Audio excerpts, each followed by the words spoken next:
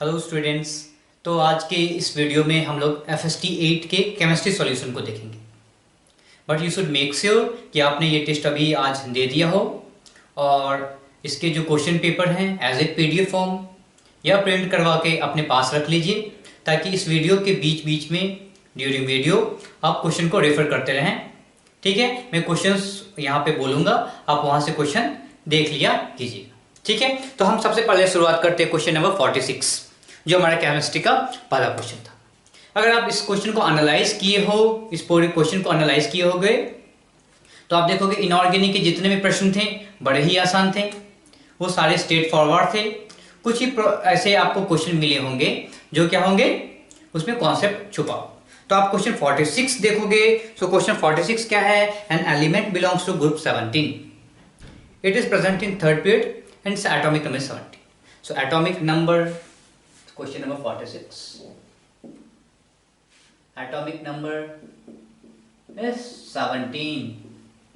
Okay, so जैसे ही आपको पता चला कि ये एटॉमिक नंबर 17 है, ये कौन सा एलिमेंट होगा? 17 एटॉमिक नंबर पे कौन सा एलिमेंट होता है? Chlorine. Okay, so this is chlorine. अब क्लोरीन की बातें पूछ रहा है, सो हम क्या करेंगे, सीधा से लिख लेंगे ग्रुप 17 के जितने भी एलिमेंट्स हैं हमको पता है, हम लिख लेते हैं. तो सबसे पहले आता है fluorine. Fluorine, what is the atomic number fluorine? 9. Then ये कौन सा है? ये सेकेंड ग्रुप में है. फिर क्या पता है? क्लोरीन. क्लोरीन कहाँ? इसका एटॉमिक नंबर 17. ये कौन से पीरियड में है? Third period. फिर उसके बाद क्या आता है? ब्रोमीन. करेक्ट. ये कौन से पीरियड में? फोर्थ पीरियड में. इसका एटॉमिक नंबर क्या होता है? 35 होता है. फिर क्या आता है? आयोडीन आता है. ये कौन से पीरियड में? फिफ्थ पीरियड में. करेक्ट, ये फिफ्थ पीरियड में. और क्या होता है इसका? अगर आपसे एटॉमिक नंबर पूछा जाए तो क्या होगा? 50. फाइन. अब आप क्वेश्चन को पढ़ेंगे. सो क्वेश्चन पूछ रहा है what is the atomic number of the element belonging to same group and present in the fifth period. So fifth period, 1 2 3 4 5. So this is the fifth period. Iodine is present and the atomic number is 53. So the answer is 53. Okay, now coming to question number 47. Coming to question number 47. 47 क्या पढ़ा? सब लोग अपने question paper को पढ़ें. Select the incorrect, underline incorrect. If you don't underline, you will get -1. Okay, so question 47 अगर आप लोग पढ़ेंगे, सो इनमें से आपको क्या करना? Select the incorrect statement, underline incorrect. Okay, so incorrect statement about 8th period. तो हमें क्या करना है? 8th पीरियड के बारे में देखना है और इसके 4 आपके ऑप्शन गिवन है, उस 4 ऑप्शन को पढ़ते हैं. तो the maximum number of electrons in this period. तो अगर आपको मैक्सिमम नंबर ऑफ इलेक्ट्रॉन्स निकालना है तो आप क्या कर सकते हैं? नंबर ऑफ सबशेल पता कर सकते हैं, उसमें कितने ऑर्बिटल्स हैं वो पता कर सकते हैं, और आपको ये भी पता है कि एक ऑर्बिटल में 2 इलेक्ट्रॉन, मैक्सिमम 2 इलेक्ट्रॉन्स. तो सबसे पहले हम क्या पता करेंगे? कितने सबशेल हैं और कितने ऑर्बिटल्स हैं. तो आप देख रहे हैं 8th पीरियड है, n = 8, और n = 8 है तो सबशेल कितने आ रहे हैं? Subshell = n + 2 + n/2 + 1. So we have total 5 subshell. ये 5 नंबर क्या बता रहा है? कौन कौन से सबशेल हमारे पास होंगे? एक तो होगा S, S के बाद आता है P, P के बाद आता है D, D के बाद S P D, then F. कितने हुए? 1 2 3 4, टोटल होने चाहिए 5. So another one is G. सो हमारे ये 5 प्रकार के सबशेल मिल गए. अब क्वेश्चन बोल रहा है कि बताइए कि कितने इलेक्ट्रॉन्स होंगे. तो इलेक्ट्रॉन्स के लिए क्या करें? इनके अंदर कितने ऑर्बिटल्स हैं ये पता कर लें. अगर हमें पता चले कि ऑर्बिटल्स कितने हैं तो हम बता सकते हैं कि इलेक्ट्रॉन्स कितने होंगे. तो S में कितने ऑर्बिटल्स? S में बस एक ही ऑर्बिटल होता है. P में कितने ऑर्बिटल्स होते हैं? 3 होते हैं. D में 5, देन F में 7 एंड G में देख रहे हो 1 + 2 3 + 2 5 + 2 7, so +2 9. Correct. So these are the orbitals. एक ऑर्बिटल में मैक्सिमम 2 इलेक्ट्रॉन्स. तो यहां पे कितने इलेक्ट्रॉन्स हो जाएंगे? Number of electrons. इलेक्ट्रॉन्स कितने हो जाएंगे? यहां पे हो जाएंगे 2, यहाँ पे हो जाएंगे 6, यहाँ पे हो जाएंगे 10, यहाँ पे हो जाएंगे 14, यहाँ पे हो जाएंगे 18। ओके, तो these are the number of electrons.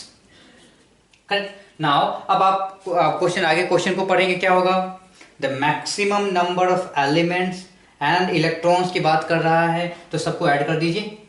Correct, सबको ऐड कर दीजिए, तो क्या हो जाएगा, 6 + 14 is 20 + 10 30 + 2 32 + 18, so this is 50। So total number of electrons क्या है, 50। so option B is correct। the type of subshell is 5, so हाँ 1 2 3 4 5 प्रकार के सबशेल हैं, so option C is also correct। the maximum number of elements की बात कर रहा है, तो आपको पता है जब भी आप पीरियोडिक टेबल में देखते हो एक एक इलेक्ट्रॉन ऐड होता जाता है तो नया नया एलिमेंट हमको मिलता है। हमने क्या किया है, 50 इलेक्ट्रॉन ऐड किया है, 50 प्रकार, हमने क्या 50 बार इलेक्ट्रॉन, यानी 1 2 3 4 5 6 7, तो हमने 50 बार इलेक्ट्रॉन ऐड किया है, तो हमारे पास 50 प्रकार के एलिमेंट्स निकल के आएंगे। तो क्या है, the maximum number of elements is equal to 50, that is also correct. उसके बाद फोर्थ ऑप्शन क्या बोल रहा है कि the maximum number of orbitals in new subshell, what is new subshell, G is 10। इसमें तो कितने ऑर्बिटल्स है, 9 है, तो ऑप्शन ने 10 दे दिया है, तो ऑप्शन क्या हो जाएगा हमारा, गलत हो जाएगा। The maximum number of orbitals in new subshell is 10, इसने बोला है, but the maximum number of orbitals is 9। Correct, so 9 is the correct option, correct answer पर इन्होंने 10 दिया है। सो ऑप्शन जो हमारा गलत होगा वो क्या होगा, फोर्थ ऑप्शन गलत। ओके, तो ये हमारा क्वेश्चन 47 के पास है, टेल्यूरियम है, ब्रोमाइड आयन है, पोटेशियम आयन है, क्लोराइड आयन है, तो इसको क्या करना है, आपको descending out of their ionic radius करना है। आप देखोगे टेल्यूरियम कहाँ पे है, यहाँ पे है, देन ब्रोमीन, देन क्लोरीन, और पोटेशियम कहाँ पे आएगा, समीर यहाँ पे आएगा पोटेशियम। नाउ आप क्या कीजिए, सबके आयंस बनाइए। अब आपको क्या समझ में आ रहा है, टेल्यूरियम सबसे नीचे है पीरियड में, उस पार्टिकुलर उस कौन से period, this is 2 3 4 5, this is 5th period. Okay, अब आप क्या पता है आपको, डाउन द ग्रुप आप क्या करते हो, शेल को ऐड करते चले जाते हो, यानी कि डाउन द ग्रुप क्या होता है, रेडियस बढ़ता चला जाता है। टेल्यूरियम सबसे नीचे है, तो इस बंदे का रेडियस सबसे ज्यादा होगा, इसमें कोई डाउट नहीं है। करेक्ट, ये सबसे आगे निकल जाएगा। फिर इसके बाद कौन आ रहा है, ब्रोमीन आ रहा है और पोटेशियम आ रहा है। ठीक है, यहाँ क्या हो रहा है, आपने क्या किया है, ब्रोमाइड आयन बनाया है, यहाँ पे पोटेशियम क्या किया है, पोटेशियम पॉजिटिव बनाया, यानी एक इलेक्ट्रॉन आपने निकाला है, यहाँ एक इलेक्ट्रॉन दिया है। अब क्या, जैसे ही आपने एक इलेक्ट्रॉन दिया, यानी K के इस पार्टिकुलर शेल में, फोर्थ शेल में कोई भी इलेक्ट्रॉन नहीं है, यानी K के पास 3 ही शेल है, तो क्या हो जाएगा कि इसका रेडियस अपने आप छोटा हो गया। ठीक है, तो ब्रोमाइड आयन क्या हो गया, आगे निकल गया, इसमें कोई प्रॉब्लम नहीं। अब आपको कंफ्यूजन कहाँ होगी, K positive and chloride negative में असली कंफ्यूजन होने वाला है। क्यों, क्योंकि दोनों के पास सेम नंबर ऑफ इलेक्ट्रॉन्स, इसके पास भी नंबर ऑफ इलेक्ट्रॉन इज 18, इसके पास भी नंबर ऑफ इलेक्ट्रॉन इज 18, तो दोनों के पास सेम नंबर ऑफ इलेक्ट्रॉन्स हैं, तो आखिर हम कैसे समझें, क्यों, क्योंकि इसके पास भी 3 शेल, इसके पास भी 3 शेल। तो यहां पे बात आती है उसके इफेक्टिव न्यूक्लियर चार्ज की।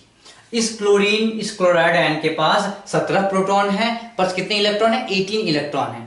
बट इस K+ के पास कितने प्रोटॉन है और कितने इलेक्ट्रॉन है, number of electron is 18, no problem, और टोटल नंबर प्रोटॉन इज 19। तो क्या बोलेंगे, इसके पास इफेक्टिव न्यूक्लियर चार्ज ज्यादा है, जिसके कारण ये क्या करेगा, अपने 18 इलेक्ट्रॉन को ज्यादा खींच के अपने पास रखेगा।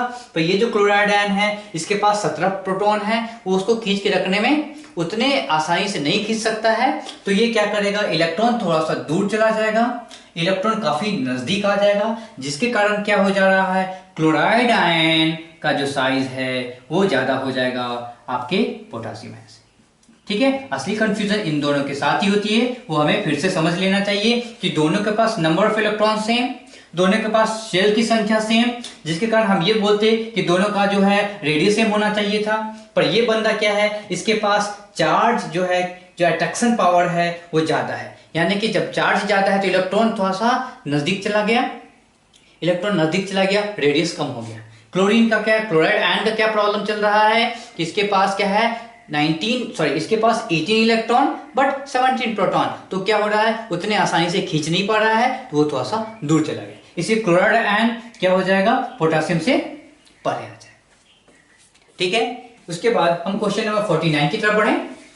क्वेश्चन 49 सभी लोग अपने अपने क्वेश्चन पेपर में 49 पढ़ेंगे। तो क्वेश्चन 49 बोल रहा है अनपेयर्ड इलेक्ट्रॉन इज प्रेजेंट इन, आपके पास 4 प्रकार के ऑप्शन है, सो आपको बताना है अनपेयर्ड इलेक्ट्रॉन। तो अनपेयर्ड इलेक्ट्रॉन बात करना है आपको क्वेश्चन 49 में। पहला ऑप्शन क्या है, NO positive, NO2 positive and calcium, what is this, CO2, CaO2, this is super oxide और पेरोक्साइड। सिंपल सी बात है, अलग अलग करके लिखेंगे तो आपको समझ में आएगा। अगर कैल्शियम को अलग कर दिया तो ये बन गया -2। जब आपको -2 दिख रहा है, O2 -2, that is what, peroxide, correct, peroxide. अब आप क्या कीजिए, इसके स्ट्रक्चर बनाइए, करेक्ट।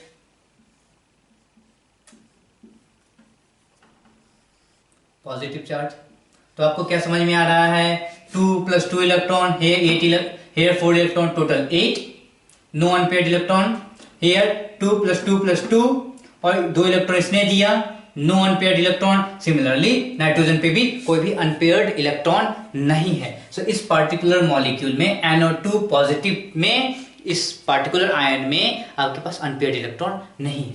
सिमिलरली ऑक्सीजन की बात करो तो आपको MO2 से भी पता है, या आप ऐसे भी सिंपल सोच सकते हो, ऑक्सीजन के कितने हैं, 8 + 8 + 2, सो टोटल 18 इलेक्ट्रॉन। सो यहां भी आपके अनपेयर्ड इलेक्ट्रॉन नहीं है। उसके बाद अगले ऑप्शन की तरफ बढ़ेंगे तो क्या है, KO2 and AlO2 negative.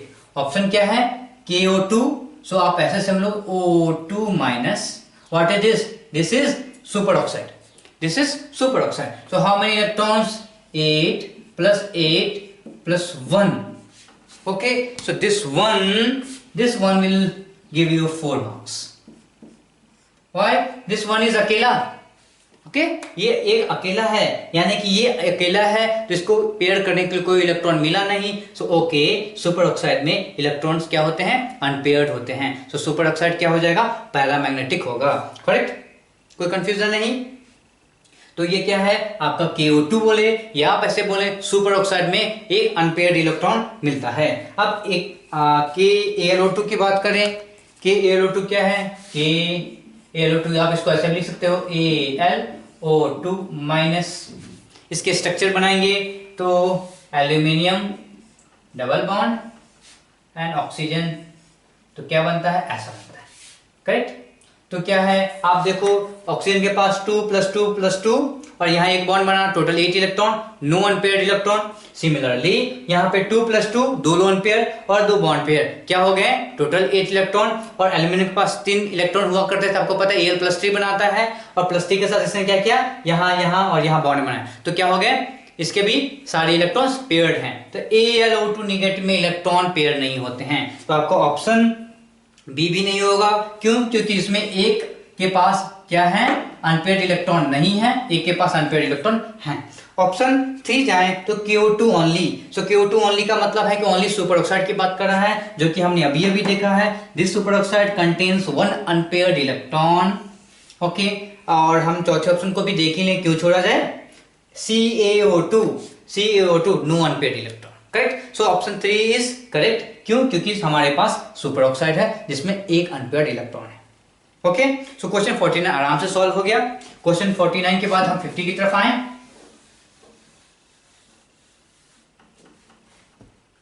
Question 50, what is this, 50 is asking if dipole moment of particular compound is given 1.5 d, dipole moment of the another molecule, what is the molecule given, you should be very careful while drawing benzene ring. Why? Carbon is sp2, it has to be 120 degree. If you are making something else, this molecule will cry like anything, okay. So put one bond here and the Dipole moment given is 1.5 dy. Now the another molecule, the question is asking what is the dipole moment, what is the dipole moment for particular this molecule. Okay, be very careful while drawing the structures. Structure is everything in chemistry. If you know the structure, you can tell many things. Okay, now so this is the compound given, this is the compound given, X here, X here and X here. Now what you have to do is this X, ये एक अकेला था तो क्या हुआ, dipole moment दिखा। अब आपको क्या समझ में आना चाहिए कि ये X और ये X डायपोल मोमेंट में पार्टिसिपेट नहीं करेगा। क्यों नहीं करेगा? क्योंकि ये मान लो इधर खींच रहा है तो दूसरा बंदा पीछे की तरफ खींच रहा है, दोनों सेम बॉन्ड है और दोनों का ग्रुप सेम है, तो ये कहेंगे कि ये ऊपर वाला और नीचे वाला दोनों अपने इफेक्ट को काउंटर बैलेंस कर रहा है। इसके कारण इन दोनों के लिए आप बोलोगे इफेक्ट नहीं दिखेगा। इसके बाद क्या दिख रहा है, ये दोनों, यानी कि ये दोनों बताएंगे कि डायपोल मोमेंट है कि नहीं है, और है तो कैसा है, अगर वैल्यू है तो कितनी होगी। अब ये क्या है, आप देखो, ये this angle is around 120 degree, this angle is 120 degree. तो आपको पता है जब भी कोई वेक्टर 120 पे होता है और वैल्यू सेम होती है, वैल्यू तो सेम ही होगी, एक्स हियर, तो value same, so this is 120 degree.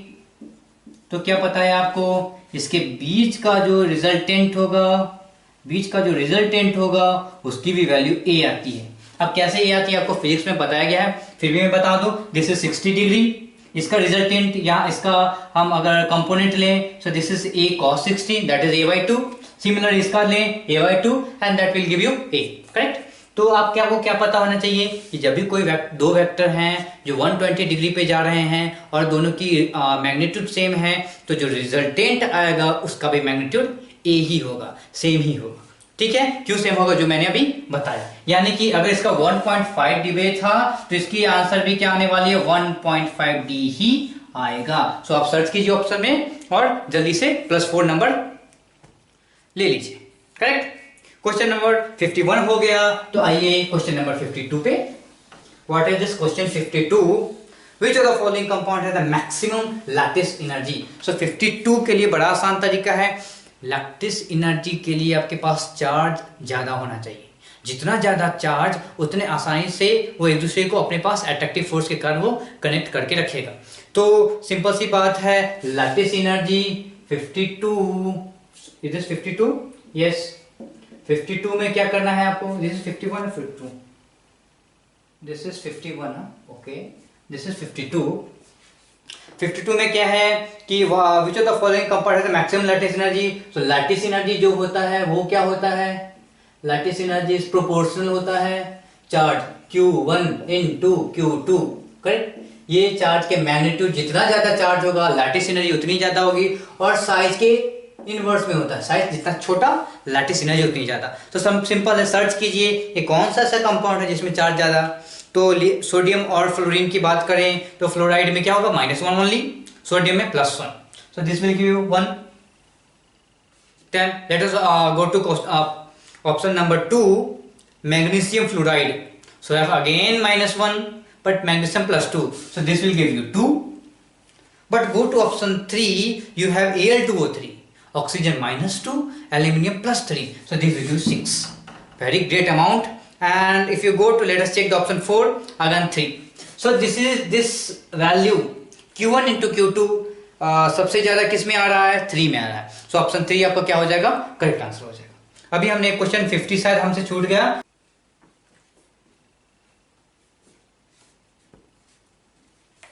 Okay. So okay, question 50 जो अभी छूट गया हमसे बीच में, उसमें क्या पूछा, which of the following pairs of species have identical shape.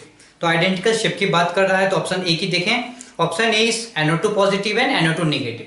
So NO2 positive कैसा होता है, NO2 पॉजिटिव अभी हमने ड्रॉ भी किया है, and double bond O, and this is oxygen here, यहाँ पे positive charge, so this is called NO2 positive. और इसमें क्या दिख रहा है, दिस इज लीनियर, तो क्या हो जाएगा, दिस इज लीनियर शेप, अगर NO2 नेगेटिव की बात करें तो दिस इज NO2 नेगेटिव, यहाँ पे नेगेटिव चार्ज होगा और एक लोन पेयर आपको दिख जाएगा यहाँ पे। सो ये क्या हो गया आपका,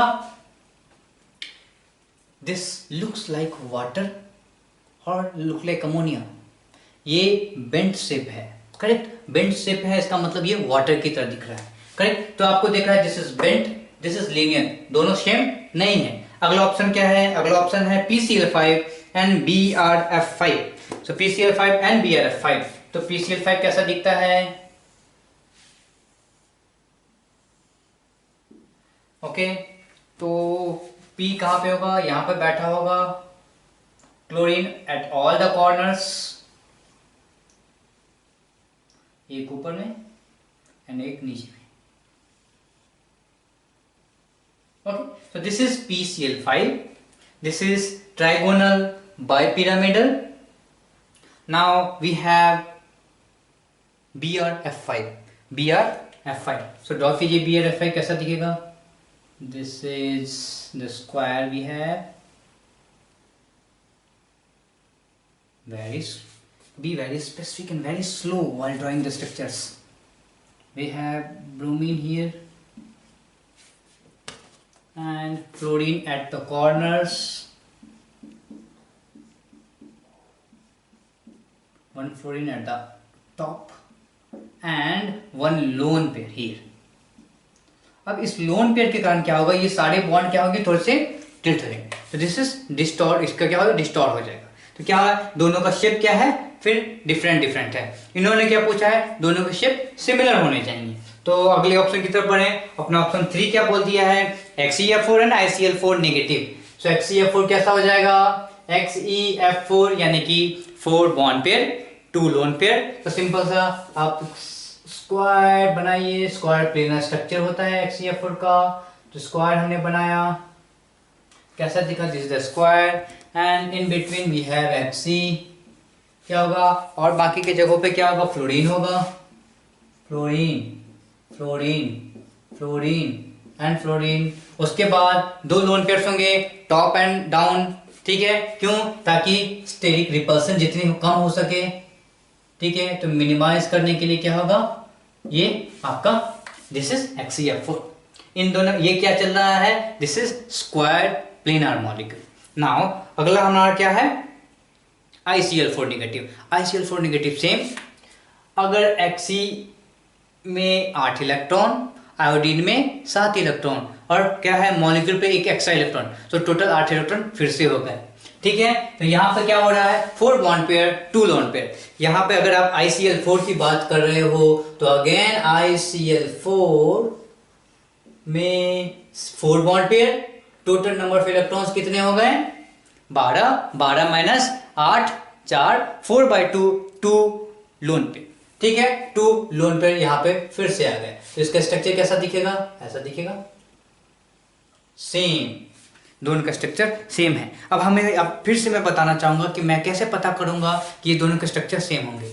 हमने देखा XeF4 यानी कि कितने हो गए, Xe के पास कितने 8 प्लस कितने हो गए इधर 4, टोटल हो गए 12 इलेक्ट्रॉन के बाद आप बोलेंगे यहाँ पे क्या है, 4 बॉन्ड पेयर हैं, 4 बॉन्ड पेयर, एक बॉन्ड पेयर में 2 इलेक्ट्रॉन, एक बॉन्ड पेयर में 2 इलेक्ट्रॉन, तो क्या है 4 बॉन्ड पेयर में 8 इलेक्ट्रॉन, टोटल इलेक्ट्रॉन थे 12 minus 8 is equal to 4 electrons are left, ठीक है, 4/2 this is the lone pair. Similarly ICl4 में total number of electrons again 12, chlorine और आयोडीन का कितने 4 बॉन्ड बने, हर बॉन्ड में 2 इलेक्ट्रॉन, 4 बॉन्ड में 8 इलेक्ट्रॉन, तो again 12 minus 8 is equal to 4 electron divide by 2, this is give you 2 lone pair, 2 lone pair, यानी कि दोनों में 4 बॉन्ड पेयर हैं, 2 लोन पेयर हैं, तो क्या हो जाएगा, दोनों का स्ट्रक्चर क्या हो जाएगा, सेम हो जाएगा। यहाँ पे आपका क्या आ जाएगा, I आ जाएगा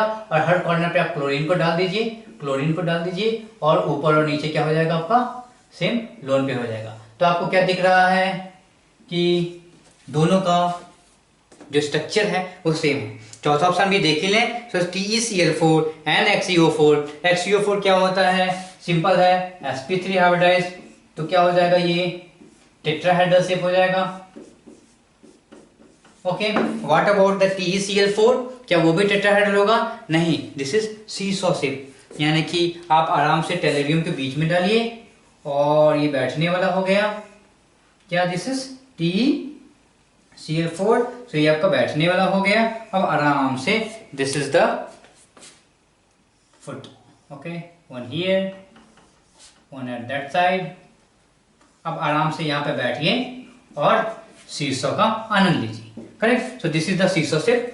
करेक्ट, यहाँ पे एक लोन पेयर भी होता है, तो this is the seesaw shape, but this is your tetrahedral. तो आप क्या कर सकते हैं, इन दोनों का शेप सेम नहीं है, इन दोनों का शेप सेम नहीं है, इन दोनों का शेप सेम नहीं है, पर ये दोनों का शेप सेम है। तो correct answer is 3।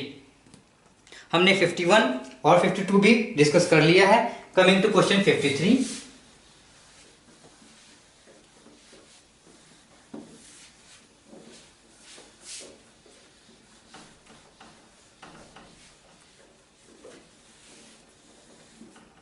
What is question 53?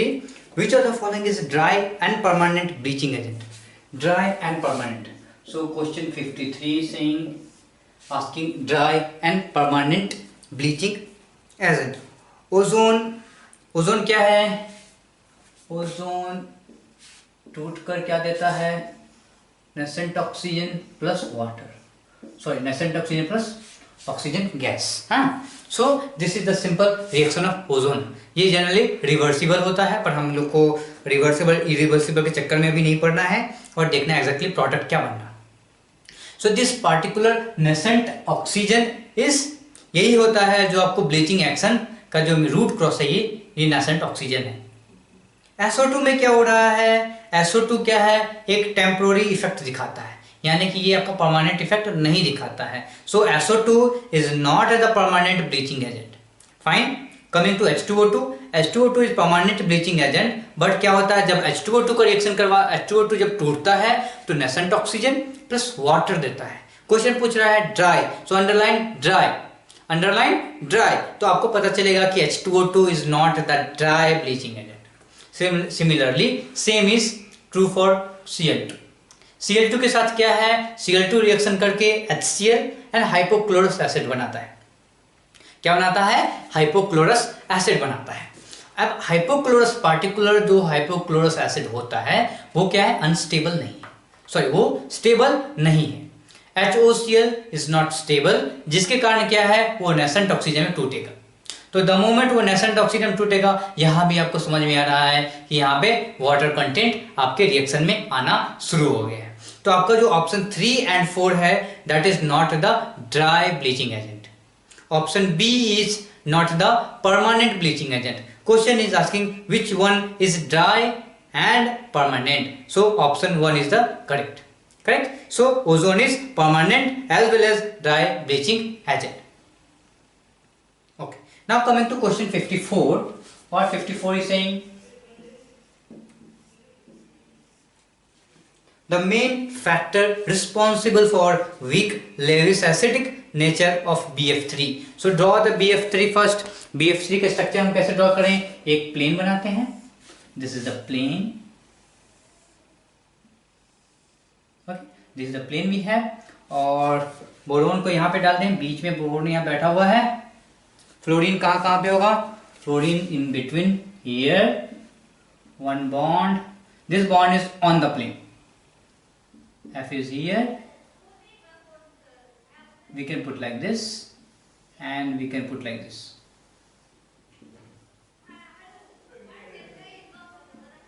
Okay, now अब क्या हो रहा है? This is BF3 for you. इन्होंने पूछा ये जो BF3 है वो वीक लेविस एसिड क्यों है? सबसे पहले what is Lewis acid? Lewis acid ऐसे सब्सटेंस, ऐसा मटेरियल या ऐसा बंदा जो इलेक्ट्रॉन पेयर एक्सेप्ट करे। BF3 6 इलेक्ट्रॉन्स, इसके पास इलेक्ट्रॉन की संख्या कम है, ऑक्टेट नहीं बना पा रहा, तो हम बोलते हैं कि हाँ BF3 इलेक्ट्रॉन पेयर को एक्सेप्ट करेगा, तो वो क्या है? लेविस एसिड का काम करेगा। बस 6 इलेक्ट्रॉन है, क्यों? इसको क्या प्रॉब्लम है कि ये 2 इलेक्ट्रॉन एक्सेप्ट आसानी से नहीं कर सकता? इसका प्रॉब्लम है बगल वाला ग्रुप फ्लोरीन। क्यों? क्योंकि फ्लोरीन और बोरोन का जो बॉन्ड लेंथ है वो काफी स्मॉल है, क्योंकि दोनों का साइज भी स्मॉल है। तो दोनों का साइज स्मॉल है, तो ये क्या है, काफी नजदीक आ गए हैं। और आपको क्या पता है कि ये बोरोन होता है, इसके पास एक वैकेंट p ऑर्बिटल होता है।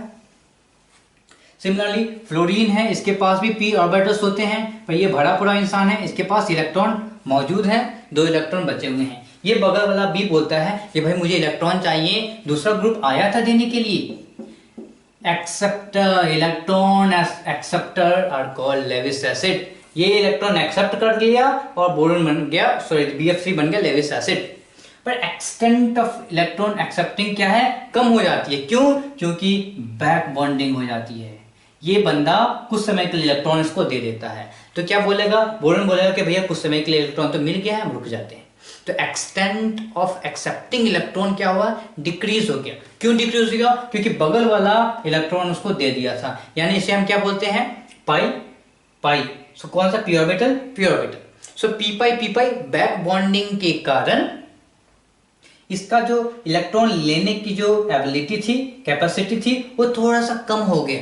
क्यों? क्योंकि बंदे ने इलेक्ट्रॉन दे दिया इसे। इसलिए क्या होता है, उसका जो इसका जो एसिडिक कैरेक्टर होता है वो थोड़ा सा कम हो जाता है। अब क्वेश्चन नंबर 55 की बात करें। ओके, तो क्वेश्चन 55 हम डिस्कस कर रहे हैं। उसमें क्या पूछा है, group 13 element source +1 and +3 oxidation state. Now relative stability of +3।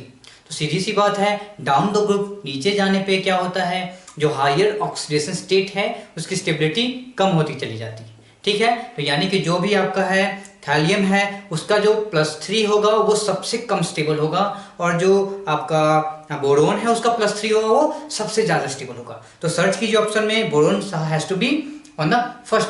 तो आप पहले साइड पे बोरोन आना चाहिए, सेकंड ऑप्शन, ओनली ऑप्शन जहां पे बोरोन आ गया, फिर aluminium, then gallium, then indium and thallium सबसे अंत में। So option 2 is the correct option. Okay, now coming to question 56। Question 56 सब लोग पढ़ें। क्वेश्चन 56 क्या बोल रहा है, if x pentagonal rings and y hexagonal rings are present in fullerene of Z carbon atoms। तो फुलरीन का क्या होता है formula, C60।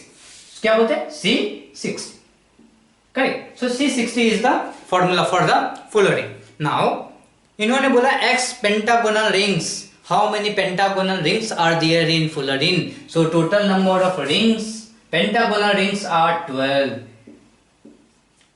And what is y? Y is hexagonal rings. So what is hexagonal? What is the number of hexagonal rings? Is 20. Right? 20. And there Z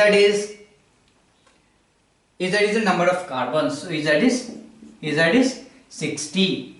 अब आपको कुछ नहीं करना है, आपको हीट एंड ट्रायल मेथड लगाइए, देखिए कौन सा ऑप्शन सही हो जाए। तो ऑप्शन सी देखेंगे, 5x + 6y, 5x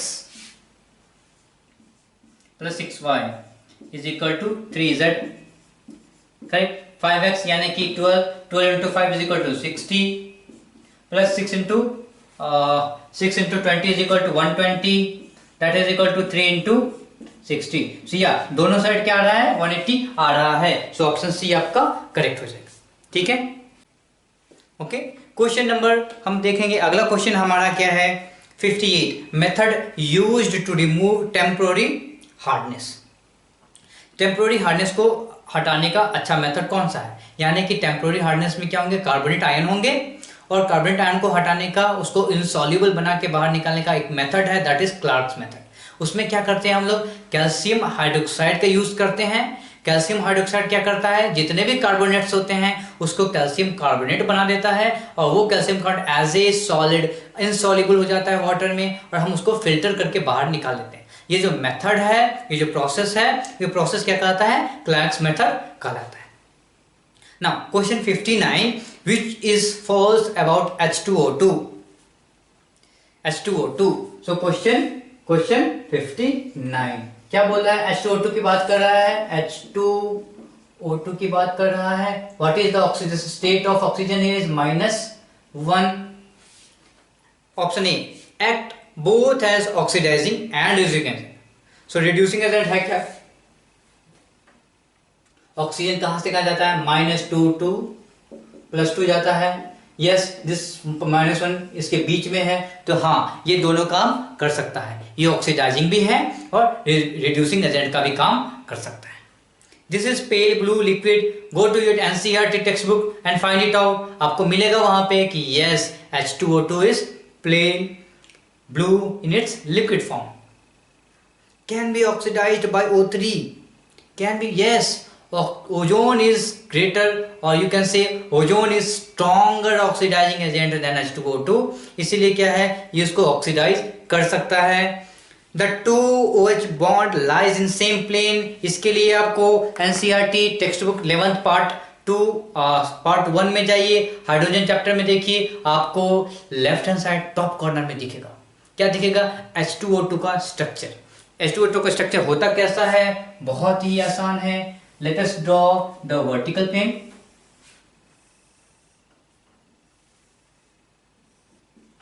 Then this is the mid part.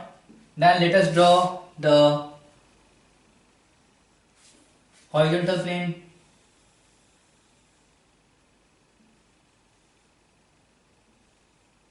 Okay, so this is our horizontal plane.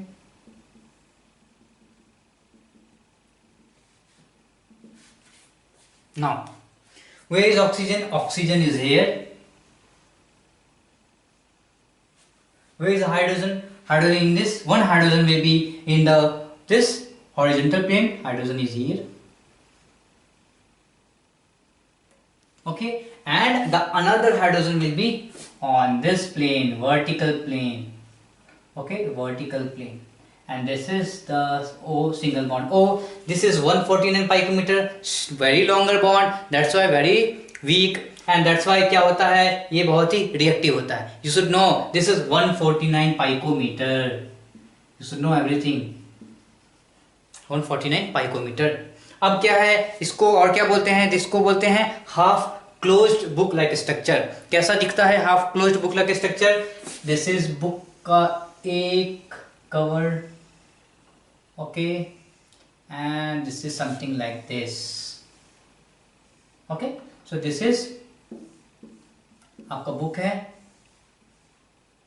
और वो आधा खुला हुआ है, करेक्ट? आधा खुला हुआ है, तो this is your half open या हाफ क्लोज बुक स्ट्रक्चर को आप हाफ ओपन बुक स्ट्रक्चर बोल सकते हो, करेक्ट? सो दिस ये H2O2 का स्ट्रक्चर है, और यहाँ पे ये दिख रहा है कि ये हाइड्रोजन और ये हाइड्रोजन एक प्लेन में नहीं होते हैं, तो आपका जो ऑप्शन 4 है वो रॉन्ग है।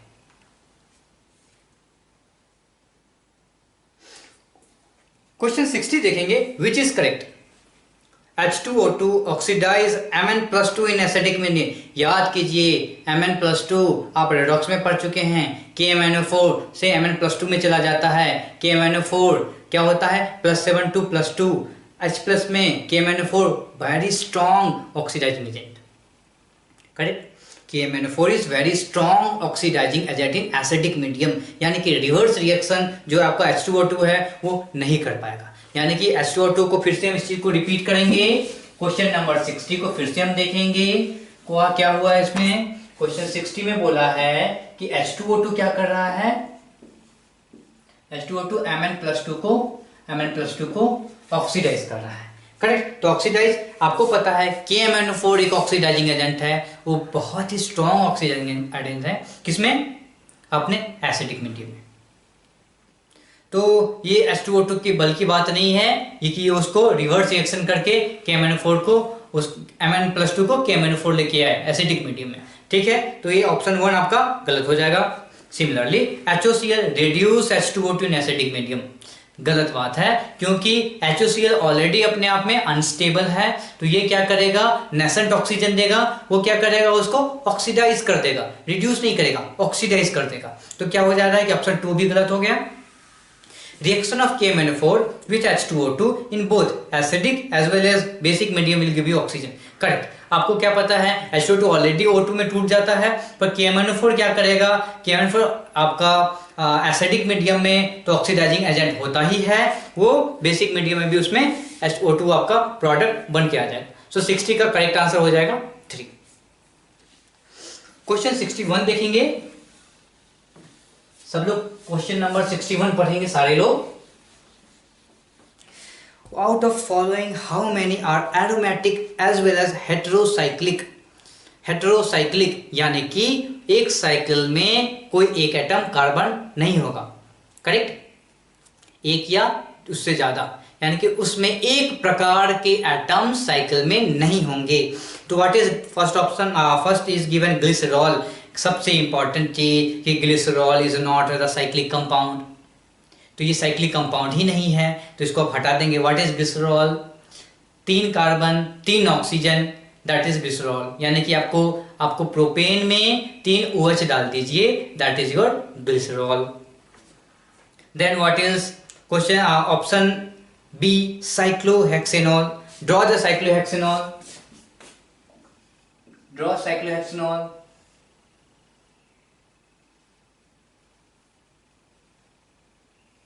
Cyclohexane, so this is cyclohexenol, so this is your cyclohexene, this is OL. What they are asking? They are asking this has to be aromatic as well as heterocyclic. यहाँ पे carbon, यहाँ carbon, यहाँ carbon, यहाँ carbon, हर जगह carbon, so this is not your heterocyclic compound. Also this is not aromatic, correct? So this is not the correct option. Then draw aniline, draw aniline.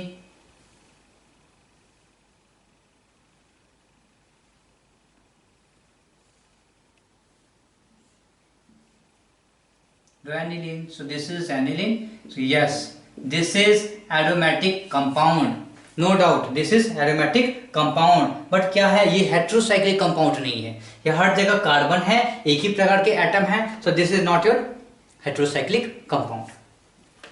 Now draw pyridine. What is pyridine? Pyridine, you should know pyridine, nitrogen.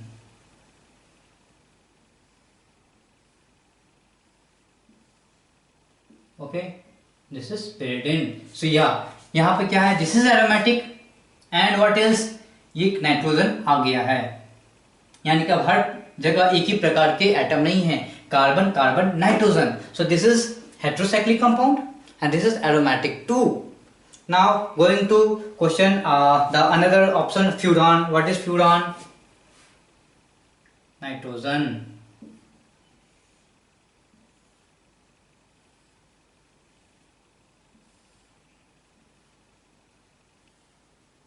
Correct? Or you can say like this. So again this is heterocyclic, and how to go, this can undergo resonance and that give rise to aromatic character, correct? This give rise to aromatic character. तो ये क्या है, ये तो aromatic हो ही जा रहा है, साथ ही साथ ये resonance में. Similarly thiophenes, just replace this nitrogen with sulfur, so you will get something like this.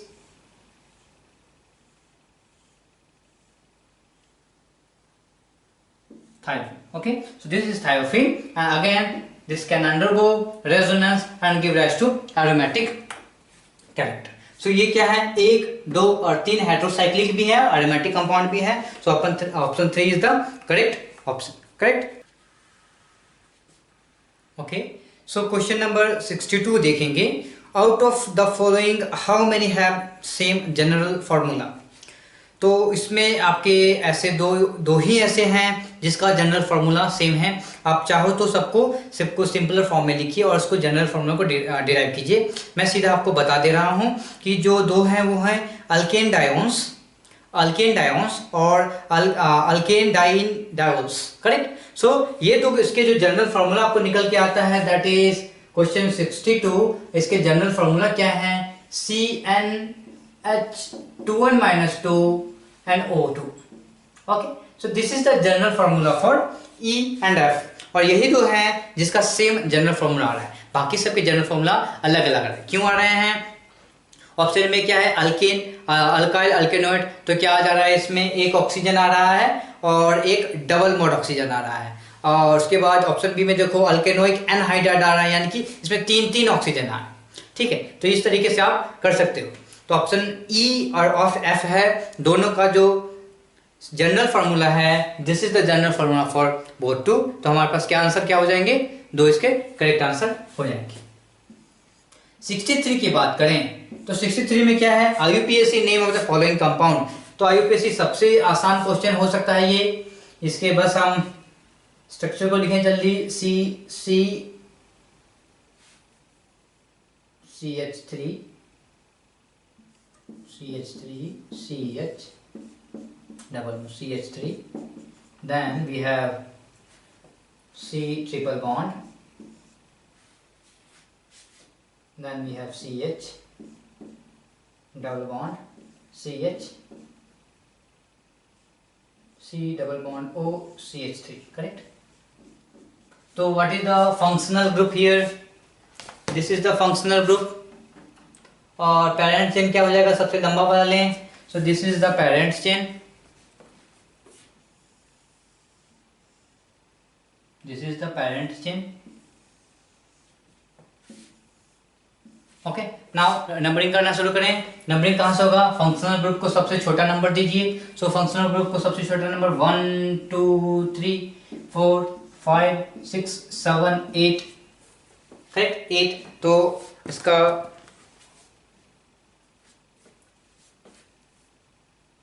अगर आप ऑप्शन में देखो तो क्या हो जाएगा, सारे ऑक्टेन हैं, करेक्ट, तो इसमें कोई गलतियां नहीं हो सकती हैं। पर नाम लिखा जाए तो क्या हो जाएगा, सबसे पहले जो साइड चेन है उसको नंबर बताइए। सो 7 methyl,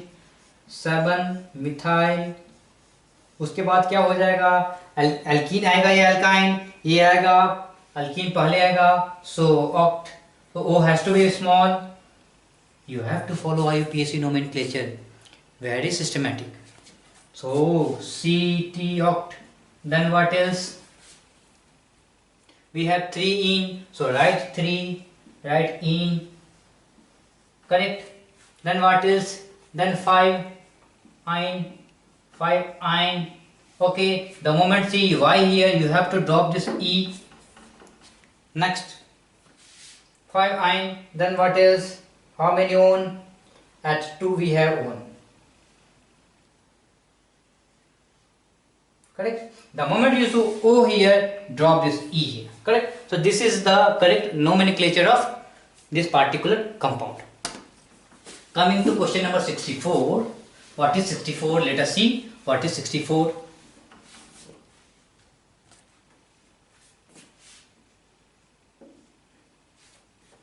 Which of the following pairs of compounds are position isomer? Step number 1, find out किसके किसके पेरेंट चेन सेम हैं। जब तक पेरेंट चेन सेम नहीं होंगे पोजीशन आइसोमर वो नहीं होगा।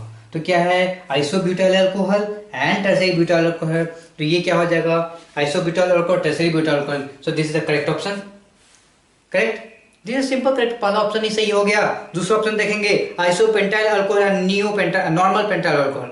नॉर्मल पेंटाइल में क्या हो जाएगा, अगर आप ऑप्शन 2 देख रहे हो तो 1 2 3 4, this is isopentane, isopentyl alcohol is this one, normal pentyl alcohol is this one. दोनों का पेरेंट चेन सेम नहीं है, तो इसके कारण क्या है, पोजीशन आइसोमर की हम बात ही नहीं कर सकते यहाँ पे, and so on for the other option, correct. So option 1 is the correct one. Question 65 की बात करो, व्हाट इज 65, ये कन्फर्मेशन के क्वेश्चन हैं। क्या है 65, the dihedral angle, dihedral angle किसका, n butane. So n butane, question 65, so draw N-butane.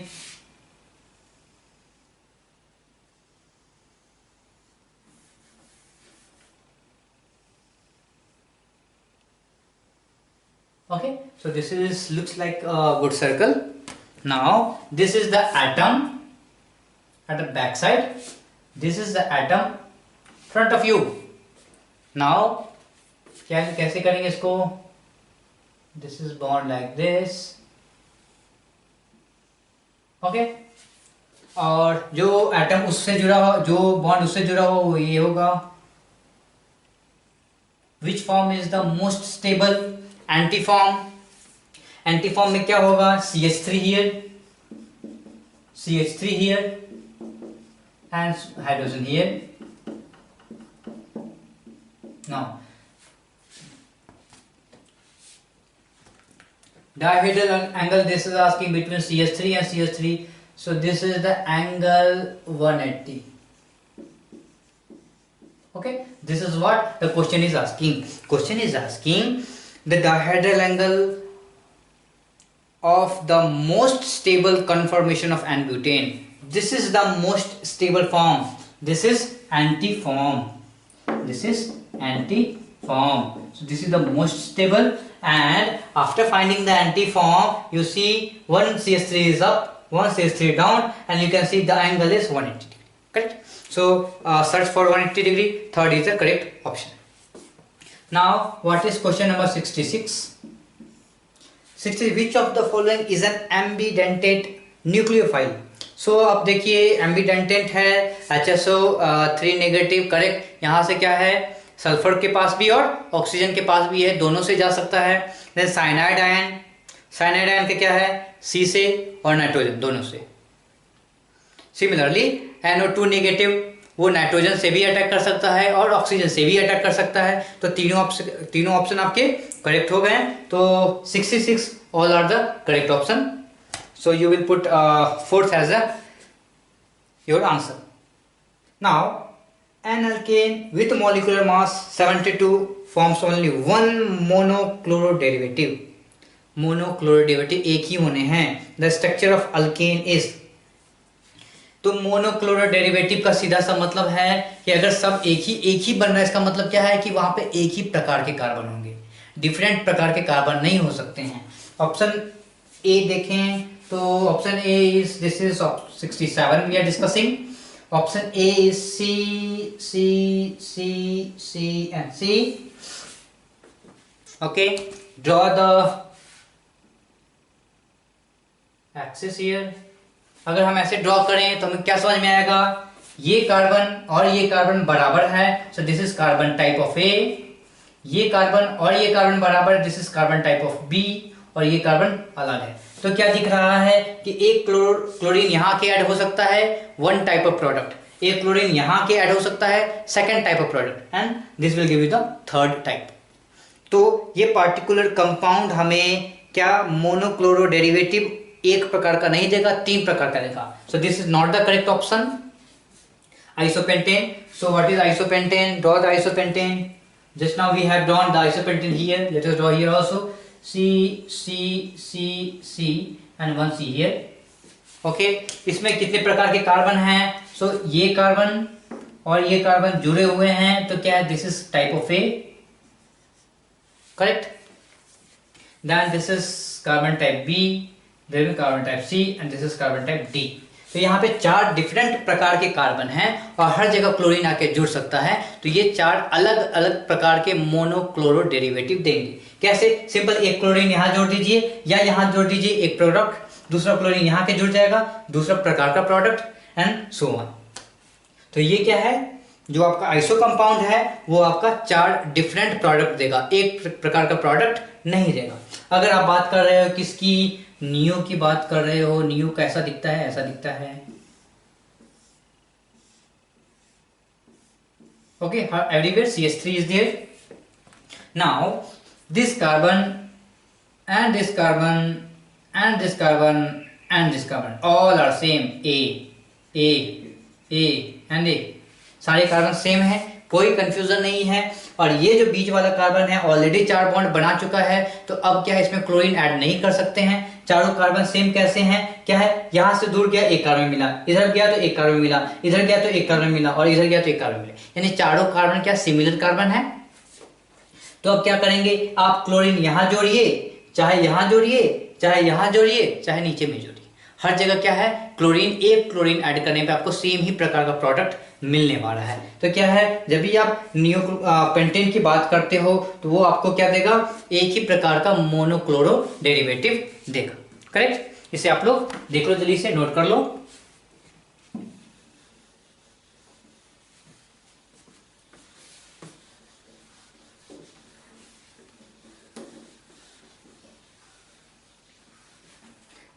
Now coming to question 68.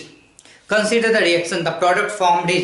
Simple सी बात है, जो भी आपका गिवन रिएजेंट है वो क्या करता है, एल्डिहाइड के ऑक्सीजन को सीधा हटा देता है. यानी कि ये क्या करेगा, एल्डिहाइड को सिंपली रिड्यूस कर देगा और उसको बना देगा हाइड्रोकार्बन. आप हाइड्रोकार्बन सर्च कीजिए, सी कितने कार्बन है, 1 2 3 4, 4 कार्बन है, सर्च कीजिए किसमें आपका ब्यूटेन बन रहा है। So 1 2 option B C D, option D is the butane, that's all correct, nothing is, simple सा है। 68 में रिएजेंट गिवन है, वो क्या करता है, रिड्यूस कर देता है किसको, कीटोन को रिड्यूस करके वो बना देता है आपका जो कार्बोनिल कंपाउंड है, वो उसके ऑक्सीजन को वहां से हटाता है और वो उसको सिंपल कार्बन चेन में बदल देता है। तो दैट इज द आपका क्या हो जाएगा, एल्डिहाइड हो जाएगा। इसके मैकेनिज्म मैं आपको यहाँ पे अभी नहीं बताऊंगा, रिवीजन लेक्चर्स होंगे उसमें आपको इसके मैकेनिज्म को बताऊंगा कि आखिर वो कैसे इसका फ्लो ऑफ इलेक्ट्रॉन है और कैसे ये रिएजेंट्स पे अटैक करता है। तो आप क्या करोगे, 68 सिंपल सा ऑप्शन क्या हो जाएगा, fourth option correct option. Now coming to 69, 69 में क्या है कि आपके पास दो अलग अलग मॉलिक्यूल हैं और एक में मोनोक्लोरो प्रोडक्ट बन रहा है, एक में डाइक्लोरो बन रहा है। तो ऑप्शन एम और एन की वैल्यू बतानी है, क्या है, पहला क्या है,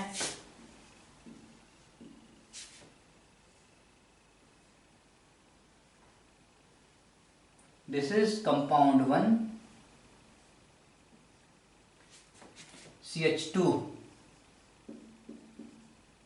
CH2 and CH3. Compound 2 is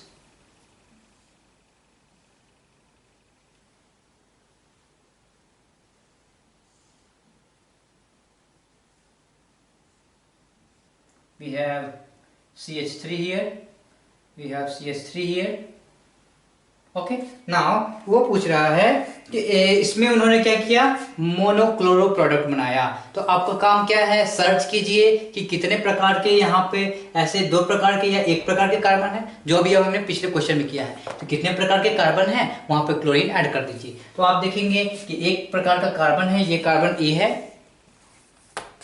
ये कार्बन ए है, ये कार्बन बी है, यानी कि दोनों के प्रकार both are different type of carbon. तो कार्बन एक बार क्लोरीन यहाँ आएगा तो प्रोडक्ट एक मिलेगा और प्रोडक्ट टाइप ऑफ 2 यहाँ पे अगर क्लोरीन ऐड हुआ तो ये मोनोक्लोरिनेशन पे आपको दो प्रकार के प्रोडक्ट देंगे, ठीक है।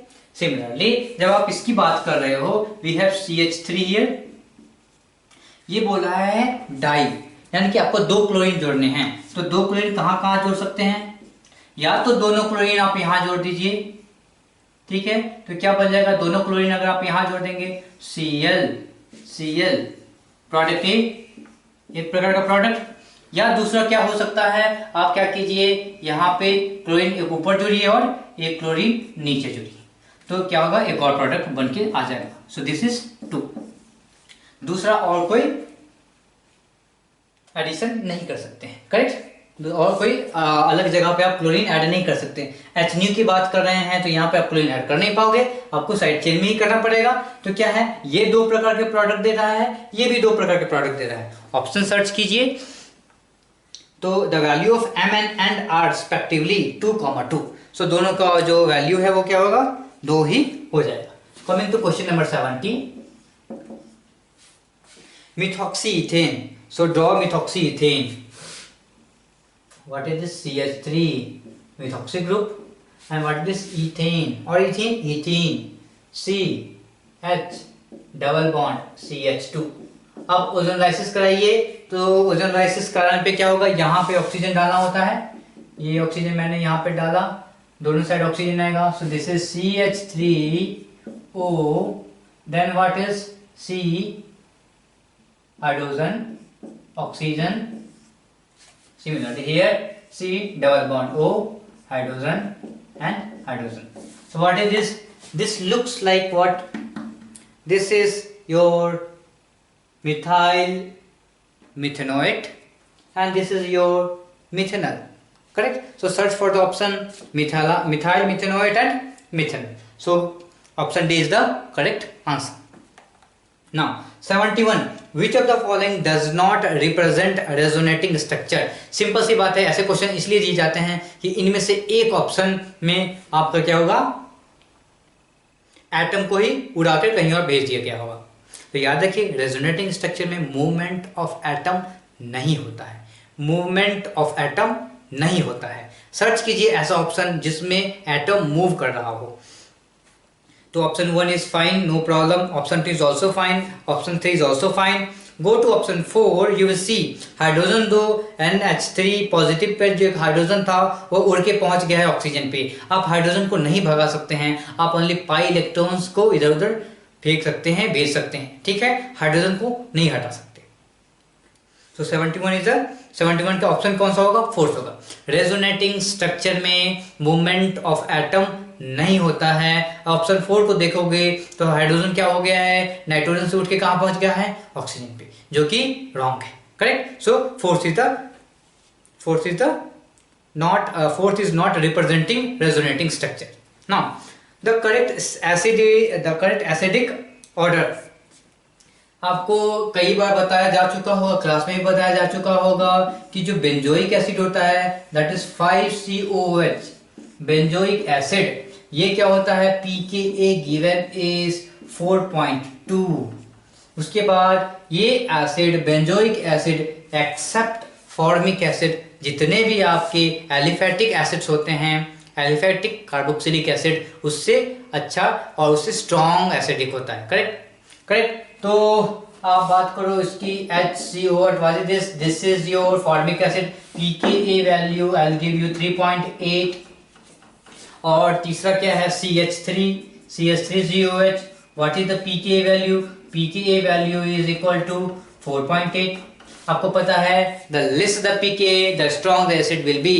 so यहाँ पे क्या है, जो फॉर्मिक एसिड सबसे ज्यादा स्ट्रॉन्ग, फिर benzoic acid and acetic acid. इन दोनों के बीच का कंपैरिजन भी कभी कभी पूछा जा सकता है। और बहुत लोग ये भी पूछते हैं कि क्या सर हमें pKa वैल्यू याद रखना चाहिए? Not needed, not needed. Why? अगर आपको रैंक नहीं चाहिए तो आपको pKa याद मत रखिए। ओके, तो अगले सवाल की तरफ बढ़ेंगे।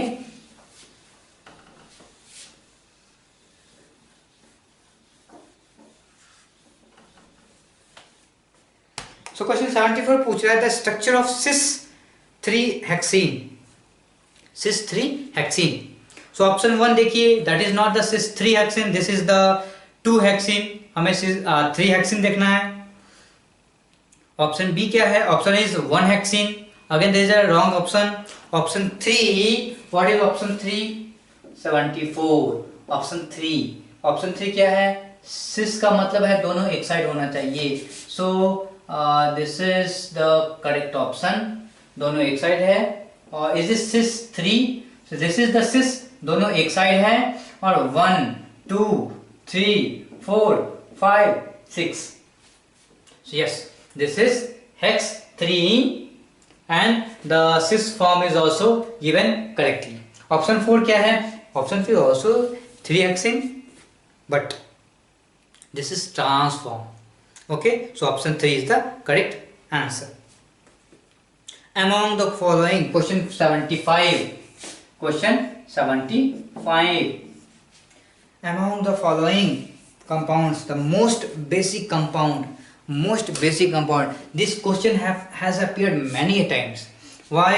क्योंकि इसको सॉल्व करने में हर बार दिक्कत होती है। क्या दिक्कत होती है वो हम लोग आज देखेंगे। okay, now this is oxygen here,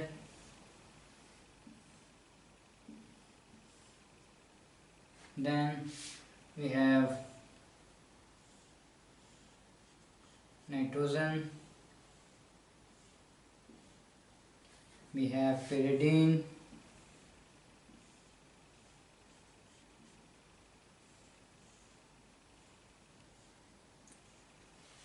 okay, these 4 types are given। now अब आपको क्या करना है, आपको देखना है कि क्या हो रहा है इन दोनों के पास। पहले यहां से शुरू करें तो ये जो इलेक्ट्रॉन्स हैं, क्वेश्चन पूछा है इन सब में सबसे ज्यादा बेसिक कंपाउंड कौन सा है? बेसिक कंपाउंड होने के लिए क्या चाहिए? बेसिक कंपाउंड होने के लिए इलेक्ट्रॉन होने चाहिए ताकि वो दूसरों को दे सके। इलेक्ट्रॉन डोनेटिंग पावर ज्यादा होना चाहिए, तो इलेक्ट्रॉन जितना ज्यादा अच्छे से डोनेट करेगा वो उतना ज्यादा बेसिक होगा। इन सब के पास देखें किसके पास इलेक्ट्रॉन है और कोई इतने आसानी से डोनेट कर पा रहा है। ये बंदा क्या कर रहा है, इसका जो इलेक्ट्रॉन था वो यहाँ पे बैठा हुआ था। आप जाओ इलेक्ट्रॉन के पास पूछो, भैया आप अवेलेबल हो? This electron will tell you, bro I am in the resonance and this due to that this molecule is enjoying aromatic character. तो मैं क्यों जाऊं यहां छोड़ के, ये इलेक्ट्रॉन तो अवेलेबल ही नहीं है आपके लिए, ये इलेक्ट्रॉन अवेलेबल ही नहीं है, करेक्ट। अब क्या है, इस इलेक्ट्रॉन को छोड़ दिया, बोला कि this is almost neutral, this particular molecule is almost neutral, this, क्योंकि ये इलेक्ट्रॉन जो अवेलेबल नहीं है वो एरोमेटिक कैरेक्टर में आराम से रेजोनेंस के कारण एरोमेटिक कैरेक्टर एंजॉय कर रहा। इसके पास आया तो बोला भैया आपको तो एरोमेटिक कैरेक्टर नहीं है, आप क्यों नहीं आ रहे, तो बोलेगा भैया I am sp2 character, I am sp2 character, due to that ये इलेक्ट्रॉन क्या है, sp2 के कारण ये क्या है, अंदर की तरफ खींचा हुआ है, ठीक है। तो ये भी नहीं आ रहा, तो भैया ये दोनों तो पीछे हट गए। अब आया इन दोनों के पास, बोला आप तो कोई sp2 नहीं हो, आप sp3 हो, आप भी sp2 नहीं हो, आप भी sp3 हो, अब आप बताओ कि आपके साथ क्या प्रॉब्लम चल रही है, करेक्ट। तो इन्होंने बोला, नाइट्रोजन ने बोला कि भाई वो है oxygen, oxygen electronegativity value is 3.5, nitrogen electronegative value is 3, okay. तो क्या हुआ, दिस इज 3.5, इलेक्ट्रॉन को खींच के अपने पास रखेगा, पर ये इलेक्ट्रॉन को खींच के अपने पास नहीं रह सकता उतने आसानी से कंपेयर टू ऑक्सीजन। तो क्या है, इस चारों कंपाउंड में यही एक इलेक्ट्रॉन ऐसा बच रहा है आपके पास जो क्या है, अवेलेबल है किसी को डोनेट करने के लिए। इलेक्ट्रॉन अवेलेबिलिटी इस पे सबसे ज्यादा है, इसलिए इसका बेसिक स्ट्रेंथ या बेसिक कैरेक्टर आप बोल सकते हो वो सबसे ज्यादा हो जाएगी। इन सब के पास प्रॉब्लम क्या है, ये इलेक्ट्रॉन क्या है, रेजोनेंस में चला गया, अवेलेबल नहीं है। ये इलेक्ट्रॉन यहाँ पे था पर sp2 कैरेक्टर के कारण ये इसको खींच रखा था। ऑक्सीजन क्या है, ज्यादा इलेक्ट्रॉन नेगेटिव है, तो ये भी इलेक्ट्रॉन को देना पसंद नहीं कर रहा है। तब आया नाइट्रोजन और बोला कि ओके आप मेरे इलेक्ट्रॉन को ले जाइए और मुझे बेसिक कैरेक्टर दे दीजिए। तो इस पूरे में से कौन सा सही होगा आपका, नाइट्रोजन वाला TSF। इसका क्या नाम होता है, टेट्राहाइड्रोफ्यूरान भी आप बोलते हो। इसका यूज हम कहीं पे करते हैं, go to organic chemistry you will find it out, okay. तो इसका हम वहां पे यूज करते हैं। चलिए इसको नोट कीजिए।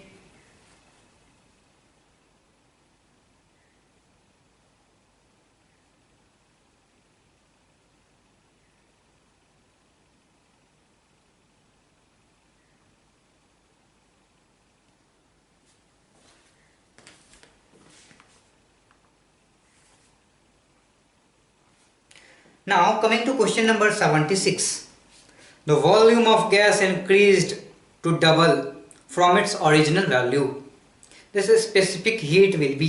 Question 76 क्या बोल रहा? Specific heat. What is specific heat? C is equal to change in energy divided by dt, change in temperature. यहाँ पे वॉल्यूम दिख रहा कहीं पे, क्या नहीं दिख रहा। तो वॉल्यूम चेंज होने के कारण आपका क्या है, वॉल्यूम चेंज जो है वो स्पेसिफिक हीट को कोई किसी भी तरीके से उसको प्रॉब्लम क्रिएट नहीं करता है, यानी कि जो स्पेसिफिक हीट है वो वॉल्यूम से क्या है, इंडिपेंडेंट होता है। तो आप क्या बोलोगे, यहाँ पे आपका जो स्पेसिफिक हीट है ना डबल होगा ना कम होगा, वो उसी रूप में रहेगा, that is remains constant. Specific heat आपका वॉल्यूम से इंडिपेंडेंट होता है, इसलिए उसमें कोई चेंजेस नहीं आएंगे। Now coming to question 77. Enthalpy of formation is just a special case of enthalpy of reaction. Okay, so which of the following enthalpy of the reaction is not same as enthalpy of formation? तो enthalpy of formation क्या होता है? Enthalpy of formation में जितनी जो हमारी चीज़ें बन रही होती हैं, हमारा जो प्रोडक्ट बन रहा होता है वो रिएक्टेंट उसके एलिमेंटल फॉर्म में होने चाहिए होते हैं, एलिमेंटल फॉर्म में होने चाहिए होते हैं। आप पहला ऑप्शन देखो, तो पहला option is calcium oxide plus CO2 giving CaCO3। What is this? Is this the elemental form? This is already एक अपने आप में कंपाउंड है, एक अपने आप में कंपाउंड है, कंपाउंड से दूसरा कंपाउंड बन रहा है। This is heat of reaction, no problem, but ये हीट ऑफ फॉर्मेशन नहीं है। फॉर्मेशन के लिए क्या होना चाहिए, आपका कंपाउंड बनना चाहिए अपने एलिमेंटल फॉर्म से। So this is not the correct expression for heat of formation. What are the heat of formation का जो करेक्ट फॉर्म है वो नीचे गिवन है, क्या है, कैल्शियम अपने सॉलिड फॉर्म में प्लस O2 क्या होता है, गैसेस फॉर्म में होता है ये, और कार्बन कौन से फॉर्म में, अपने ग्रेफाइट से लिया, ये बना है कैल्शियम कार्बोनेट सॉलिड फॉर्म में। क्या दिख रहे हैं सब अपने एलिमेंटल फॉर्म में दिख रहा है क्या? हाँ, this is the correct expression. Okay, this is not the correct, क्यों? क्योंकि ऑलरेडी कंपाउंड बना, कंपाउंड से दूसरा कंपाउंड बना रहा है, तो ये आपका करेक्ट एक्सप्रेशन नहीं है, ये प्रोडक्ट है। तो रिएक्टेंट साइड में एलिमेंटल फॉर्म में ही कंपाउंड होने चाहिए, कंपाउंड नहीं होने चाहिए, एलिमेंटल फॉर्म में उसके रिएक्टेंट होने चाहिए। Okay, so this is correct, this is wrong. Go to question number 78। Okay, 78 क्या है, इसे पहले नोट कर लीजिए।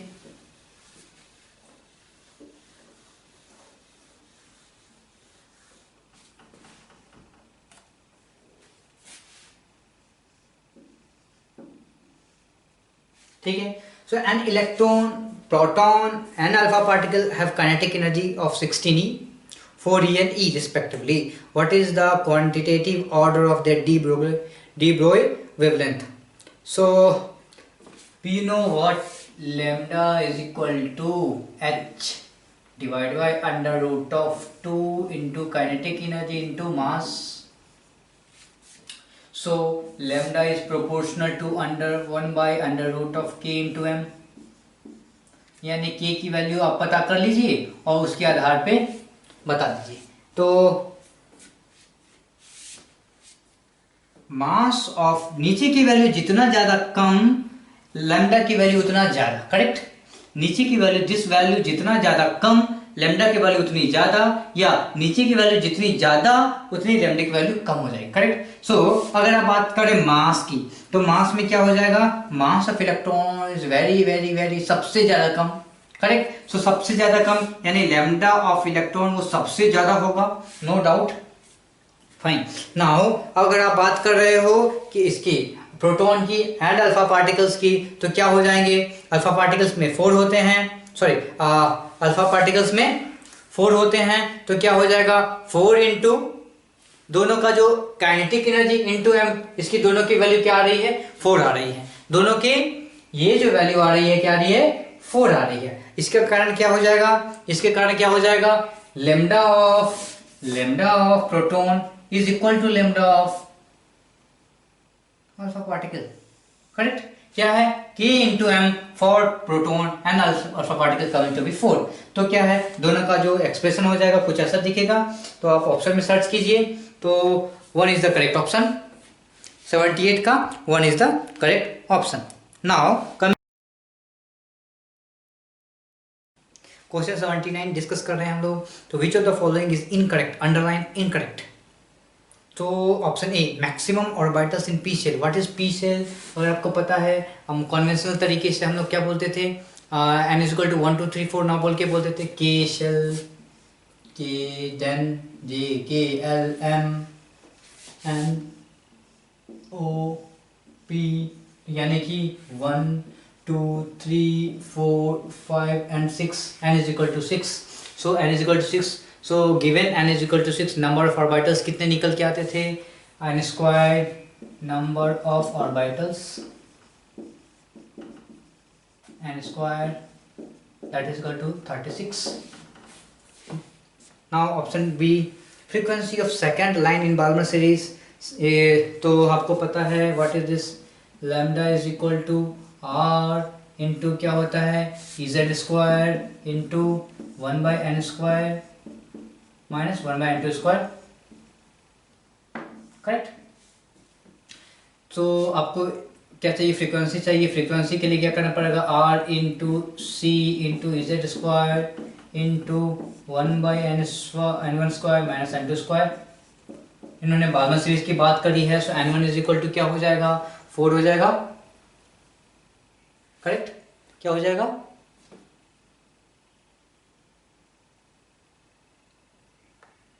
ओके? तो ये बात कर रहे हैं लैम्डा की, लैम्डा क्या, r into Z square 1 minus n square minus 1 by n square. Now अब फ्रीक्वेंसी की बात कर रहे हो आप, तो क्या होगा, r into C, r is रिगो कांस्टेंट इसमें, और c is the speed of light, what is Z, Z is the atomic number. अब ये बात बोल रहा है बाल्मर सीरीज, बार्गमन सीरीज की बात कर रहा है। तो बार्गमन सीरीज का क्या मतलब है, 2 और 4 की बात कर रहा, राइट, 2 और 4 की बात कर रहा। तो जल्दी से वैल्यूज डालें हम, तो क्या होगा R into C into EZ की वैल्यू क्या है, lithium, lithium is 3, so 3 square that is 9 into 1 by क्या हो जाएगा ये 1 by 2 square minus 1 by 4 square.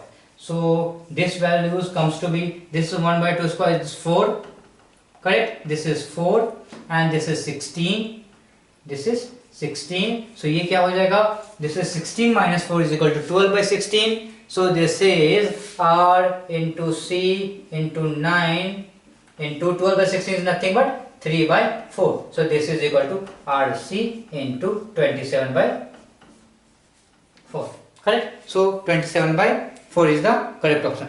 उसके बाद जो अपना सी ऑप्शन है, इसमें क्या है, in hydrogen atom energy of 2p is greater than 2s, ये गलत ऑप्शन है। इसमें क्या हो जा रहा है, 2p क्या होता है, जब भी आप सिंगल इलेक्ट्रॉन सिस्टम की बात कर रहे होते हो तो वहां पे क्या होता है, जितने भी ऑर्बिटल्स होते हैं एक सेल में उसकी एनर्जी बराबर होती है, तो 2p और 2s दोनों की एनर्जी बराबर होगी।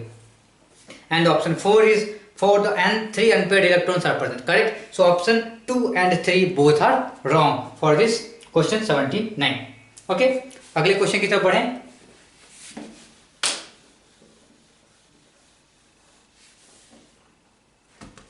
क्वेश्चन 80 क्या है, क्वेश्चन 80 की बात कर रहे हैं।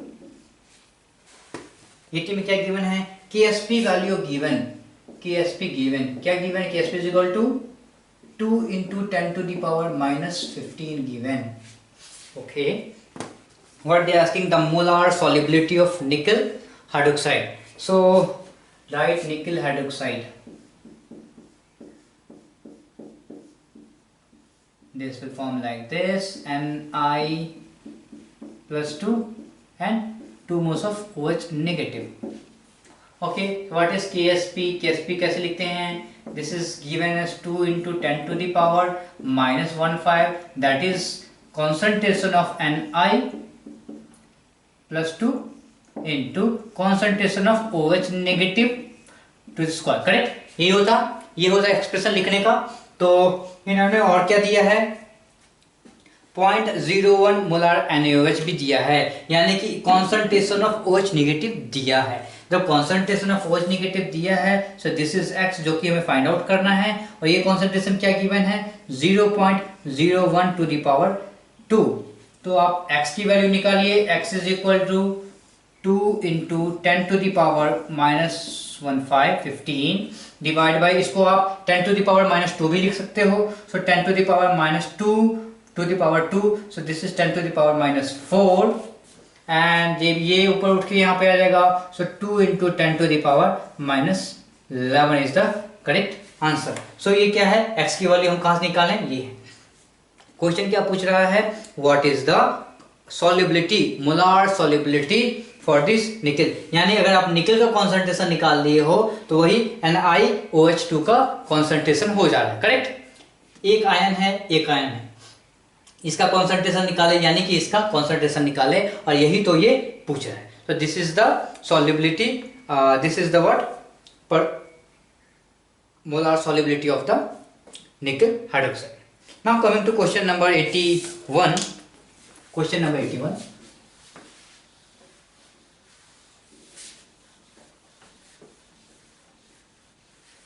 क्वेश्चन 81 क्या है, Ka for the acetic acid given, what is that, 1.8 into 10 to the power minus 5. Ka for the acid is given, find out the percentage dissociation of 0.2 molar acetic acid in 0.1 molar HCl. So you know alpha into 100 is equal to percentage, this you should know. Then what else they have given, so let's write CH3 COOH dissociate हो गया, तो क्या है, CH3 COO negative plus H plus ion, correct. Now what is C into 1 minus alpha, यही तो होता है तरीका लिखने का, C अल्फा, और ये C अल्फा तो बना था प्लस बाकी का जो कॉन्सेंट्रेशन H प्लस का कहां से आ रहा है, HCl से भी आ रहा है, तो 0.1 डाल दिया।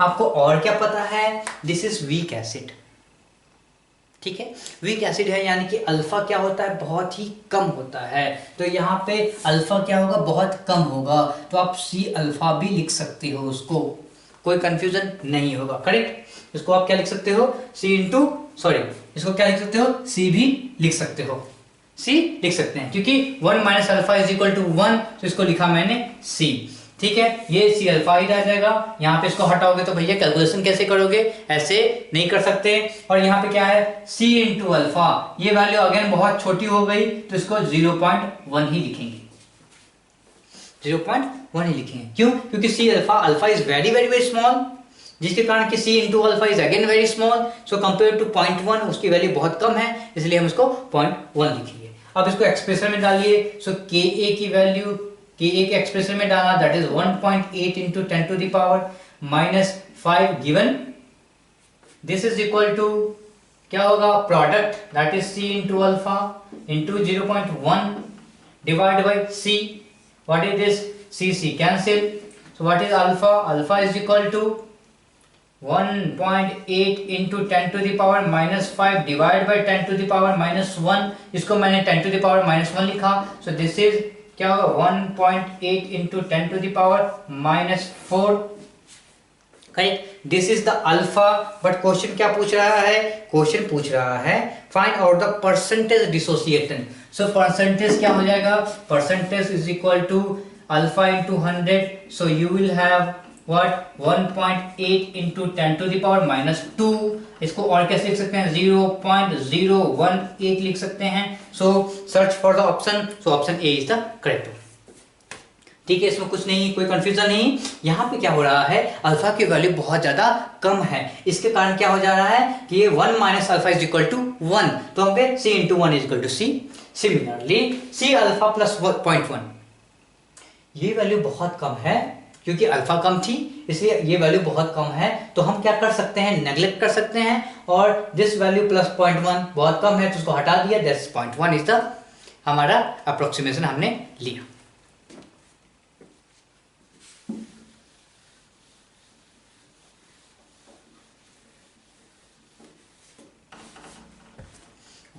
Now coming to question number 82, what is 82?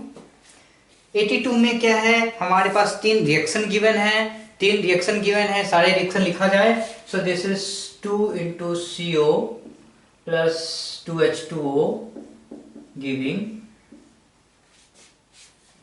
2CO2 plus 2H2, इसकी K इंटू 1 गिवन है, okay, everywhere 2, then CH4 plus H2O giving, this is the reversible reaction, giving CO plus 3H2।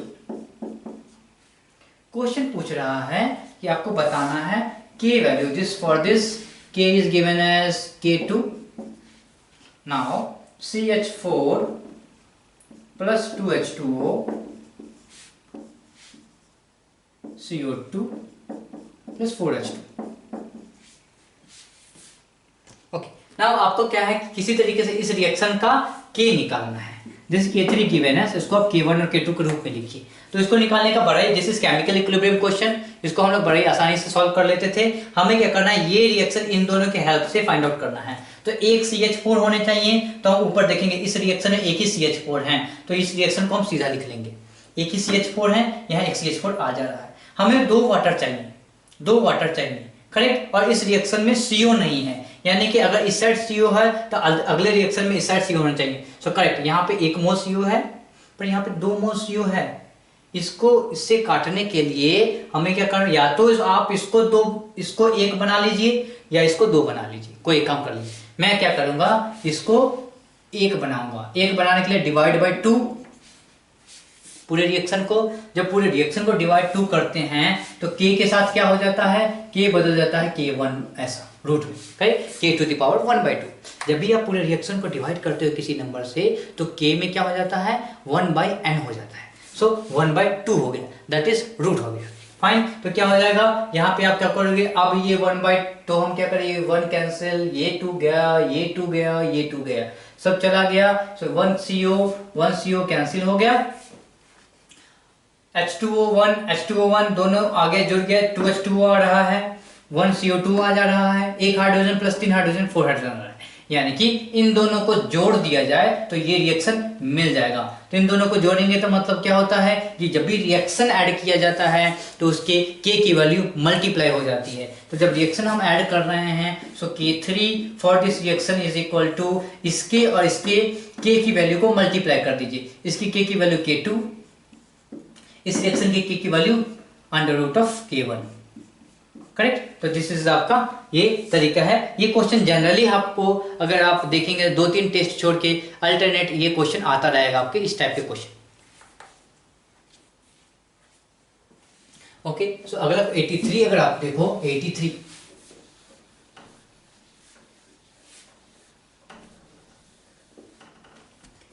क्या है,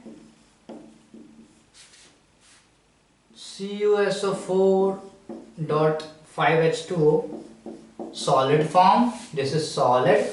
ये क्या हो रहा है, CuSO4.3H2O, this is also solid form but we have 2H2O here, okay, 2H2O, this is gaseous form. What else they have given, they have given the Kp value they have given, 4 into 10 to the power minus 4 atm square. Okay, now write the expression for the equilibrium constant for this reaction। यहाँ भी solid है, यहाँ भी solid है, सो Kp का जब भी expression लिखेंगे तो क्या हो जाएगा, partial pressure of water and this is 2 here, so squared. So अगर पार्शियल प्रेशर निकालना हो ऑफ वाटर तो क्या कर सकते हैं, अंडर रूट ऑफ Kp। क्या Kp गिवन है, हाँ, so under root of 4 into 10 to the power minus 4.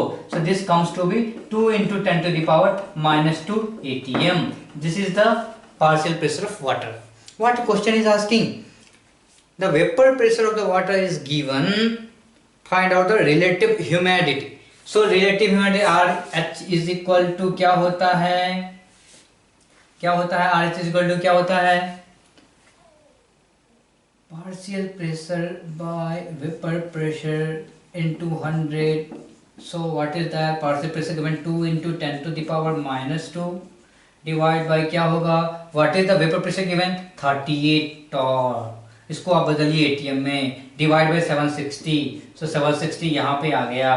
So value को कैंसिल कीजिए, this will get cancel, into 100, put 100 here, so this is 20 and this is 40। तो आपको क्या answer आ जाएगा, 40%। Okay, so 40% is the correct option. हमने कैसे किया, सबसे पहले पार्शियल प्रेशर निकाला और पार्शियल प्रेशर निकालने के बाद रिलेटिव ह्यूमिडिटी को P बाई Vp, तो P क्या है अभी निकाला है, Vp इज गिवन, पर दोनों का यूनिट सेम होना है तो मैंने यूनिट चेंज किया और इसको भी ATM में बदल दिया, और ATM बदलने के बाद हमने क्या किया, 40% लाया। ठीक है, उसके बाद 84 के को देखें, 84 क्वेश्चन नंबर 84 पढ़ें। The total number of neutrons, ये सबसे बच्चा वाला क्वेश्चन है, इससे ज्यादा आसान क्वेश्चन हो ही नहीं सकता है। Total number of neutrons present in 54 ml, so 54 ml water, क्या मतलब 54 ग्राम ऑफ वाटर, क्यों, क्योंकि density is equal to 1 gram per ml water का डेंसिटी होता है। Number of moles of water is equal to क्या हो जाएगा, 54 gram divide by molecular mass of water 18, so this is 3 is the number of moles. Okay, now एक H2O में कितने proton, एक H2O में क्या पूछ रहा है, न्यूट्रॉन। सो एक H2O में, हाइड्रोजन में तो होता नहीं, सो टोटल इज 8, तो इतने सारे में कितने होंगे, सो 3 is the number of moles. इस मोल्स में कितने नंबर होंगे वाटर के, Na, और सारे के सारे वाटर में 8 न्यूट्रॉन हैं। So this is the total neutrons क्या हो जाएंगे, दिस। कैसे बनाया, this is the total number of water molecules, एक मॉलिक्यूल में 8 न्यूट्रॉन, तो इतने सारे में this much, so this is 8 into this 24 into n।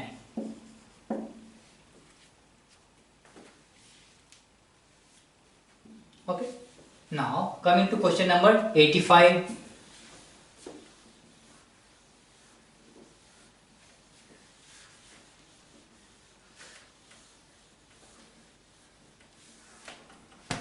What is 85? आपके पास गिवन है percentage of carbon, hydrogen, nitrogen, oxygen.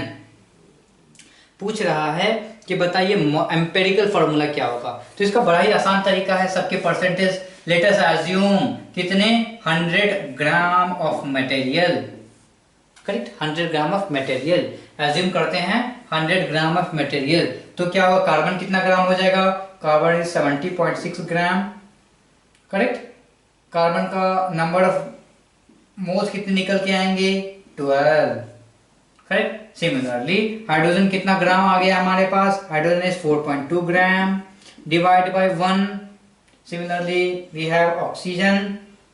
Oxygen is 13.4 divide by 16 and nitrogen is 11.8 divide by 14. So this will give you the number of moles.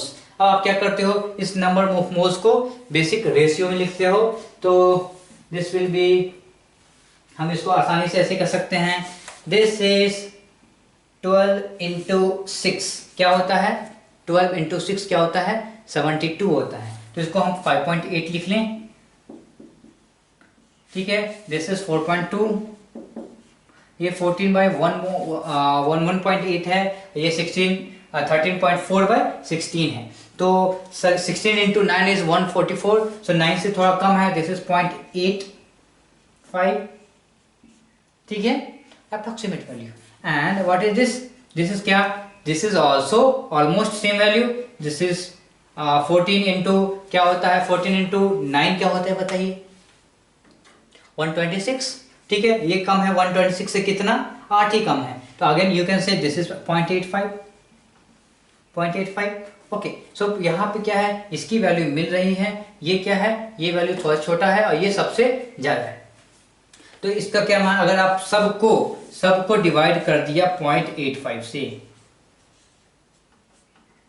सबको divide कर दिया 0.85 से, तो oxygen कितना आ गया. ऑक्सीजन आ गया आपका, oxygen is equal to 1, nitrogen is equal to 1, then hydrogen equal to कितना है. अगर आप इसको 1 से डिवाइड करते हैं तो 4.2 है. अगर 0.85 से डिवाइड कर रहे हैं तो दिस विल कम अराउंड 5. ठीक है. सिमिलरली कार्बन क्या है 6 है, तो दिस विल कम अराउंड 7. तो सर्च करिए ऐसा ऑप्शन जिसमें कार्बन 7 हो, हाइड्रोजन 5 हो, नाइट्रोजन ऑक्सीजन 1 हो. सो this is C7, hydrogen 5, nitrogen and oxygen 1. Okay. मैंने कैसे किया आपको फिर से बताऊं. क्या है, मैंने इसको उसके लेट अस अज्यूम 100 ग्राम लिया सबको, उसके number of atoms, number of moles निकाल के आ गया. ठीक है. This are the approximate value. Correct value नहीं है, अप्रोक्सीमेट वैल्यू है. करेक्ट वैल्यू चाहिए भी नहीं. जब हम इसको कैलकुलेट किए तो 70.6, दिस इज 72/12 इज 6, पर ये वैल्यू थोड़ी सी कम है 72 से, तो मैंने 6 से थोड़ी सी कम वैल्यू लिख दी. 4.2/1 तो 4.2 ही हो गया, कोई दिक्कत नहीं है. 113.4/16, मुझे क्या पता है 144/16 यानी कि 9 होता है. यहाँ पर 144 नहीं है, 144 से थोड़ी सी कम वैल्यू है, दैट इज 134. सो यहाँ पे 0.9 की जगह 0.85 लिखा, 0.9 से कम वाली वैल्यू. सिमिलरली यहाँ पे अगर 12.8 होता तो 0.9 आ जाता, पर ये 12.8 से कम है, इसलिए मैंने 0.9 से कम लिखा. तो क्या है, ये वैल्यू 0.85 आ रही है. तो टोटल वैल्यू को क्या करना है, हमें कोई होल नंबर लेना होता है, इसलिए 0.85 से डिवाइड किया. जो सबसे कम होता है उससे डिवाइड कर दीजिए. तो इन दोनों सब में कम 0.85 है, डिवाइड किया. दिस इज 1, दिस इज 1, सो ये दोनों 1 आ गया. और 4.2, तो 4.2 को 1 से डिवाइड करते हैं तो 4.2 आता, पर हम क्या कर रहे हैं, नीचे की वैल्यू थोड़ी कम है तो ऊपर की वैल्यू थोड़ी सी ज्यादा हो गई. तो 4.2 से ज्यादा 5 ही आ सकता है whole number. Similarly 5.2 is around 6 को डिवाइड किया इससे 0.85 से क्या आ गया 6 से ज्यादा की वैल्यू आनी चाहिए, so that is the 7। So 7 आपका आ गया। This is the whole number, इसलिए अप्रोक्सीमेशन बहुत ही आसानी से काम करेगा। ऐसे क्वेश्चन में ज्यादा टाइम वेस्ट नहीं करना है, अप्रोक्सीमेशन से काम चला लेना है, और गारंटी के साथ इसमें कोई भी कंफ्यूजन नहीं हुआ और रॉन्ग आंसर नहीं है। ठीक है, तो ये आप आराम से कर लीजिए। अगर कोई कंफ्यूजन हो तो आप चाहे तो पूछ सकते हैं कमेंट सेक्शन में। अगला क्वेश्चन क्या है, क्वेश्चन नंबर 85 देखेंगे। What is 85? Okay, this is 85, this is 85। Question 86 क्या है? 86 आस्किंग कि आपके पास है गैसियस मिक्सचर। ये क्वेश्चन बहुत ही पॉपुलर क्वेश्चन है, ये कई बार आता रहता है, इसको थोड़ा ध्यान से देखेंगे। Gaseous mixture propane and butane. So propane का मतलब C3 होना चाहिए, एंड प्रोपेन है तो यह 3 × 2 6 + 2 8, और ये क्या होगा? C4 होना चाहिए। सो दिस इज 10। दोनों जब रिएक्शन करेंगे तो ये कितना बनाएगा? 3CO2 बनाएगा। ये कितना बनाएगा? ये 4CO2 बनाएगा। उसके बाद पूछ रहा है कि हमारे पास ये दोनों मिलाकर 3 लीटर हैं, दोनों मिलाकर 3 लीटर हैं, और क्या बोल दिया कि कंबसन करने के बाद ये दोनों मिलाकर 11 लीटर आया है। तो पूछ रहा है कि ratio volume of butane two propane. तो लेट अस एज्यूम ब्यूटेन का मास, ब्यूटेन का वॉल्यूम x है, मिक्सचर में ब्यूटेन का x है, तो प्रोपेन का कितना होगा? टोटल था 3 में से ब्यूटेन इज x, तो प्रोपेन बच गया 3 - x। सिंपल। आपके पास मिक्सचर है 3 लीटर का, x litre is this one, तो बचा हुआ इज द प्रोपेन, सो बचा हुआ इज 3 - x। आप मोल कॉन्सेप्ट लगाएं। 1 मोल गिविंग 4 मोल, 1 molecule giving 4 molecule, 1 volume giving 4 volume, यानी कि 1 लीटर गिव्स 4 लीटर। ठीक है, तो x लीटर देगा 4 × x लीटर। कोई कंफ्यूजन नहीं है। Similarly, 1 mole will give 3 mole. So 3 - x mole or 3 - x liter will give you 3 × 3 - x liter. Correct? Very simple. तो अब क्या है, और इन्होंने क्या बोला? इन दोनों का volume is, total volume is 11 litre. So this is 3 × 3 - x CO2 + 4x CO2 is equal to 11 litre. Simple solve करें, 9 - 3x + 4x, so this is equal to 11। So this x is equal to 2, so x is coming to be 2, this is 2, butane आ गया 2, तो आपका propane क्या आ जाएगा? 1 आ जाएगा। Question पूछ रहा है, क्वेश्चन क्या पूछ रहा है कि ब्यूटेन से प्रोपेन का वॉल्यूम रेशियो। सो ब्यूटेन का आया है 2 और प्रोपेन का आया 1, सो 2:1 is the volume ratio. Okay, आराम से आप समझ में आया। ऐसे क्वेश्चन बार बार बनते हैं, तो इसको थोड़ा आराम से देखेंगे।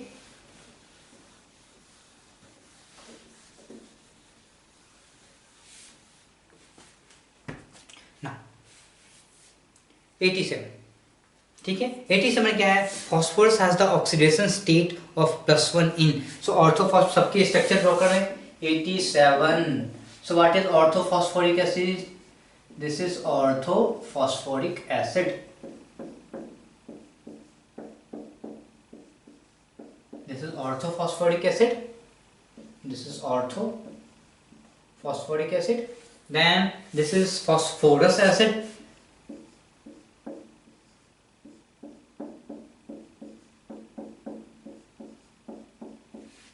then hypophosphorus acid,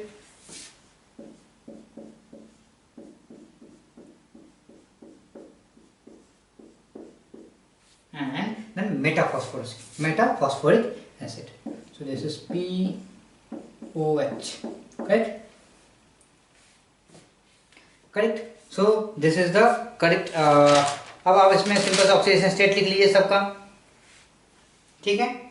oxidation state लिख लीजिए। Okay, so this is O, we have +1 2 3, सो कितने हो जाएंगे? इस पे +5 हो जाएंगे। इसमें कितने? 1 2 3 4, सो ये क्या +3 हो जाएंगे। इसमें कितने? 1 2 3 3 - 2, सो दिस इज +1। इसमें कितने? सॉरी, दिस इज जैसा मेटाफॉस्फोरिक, तो 1 2 3 4, तो इसमें क्या हो जाएंगे +5 हो जाएंगे। ओके, सो यहाँ पे आ रहा है आपका किस क्या +1 आ रहा है। सो हाइपोफॉस्फोरस एसिड में क्या होता है +1 होता है फॉस्फोरस का ऑक्सीडेशन स्टेट।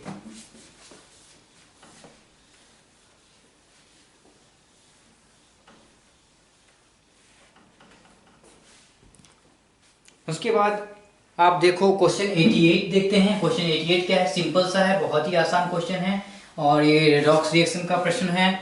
इसमें क्या पूछ रहा है K2Cr2O7, K2Cr2O7 और इसका आपको क्या करना है SO2 के साथ उसका रिएक्शन करवाना है।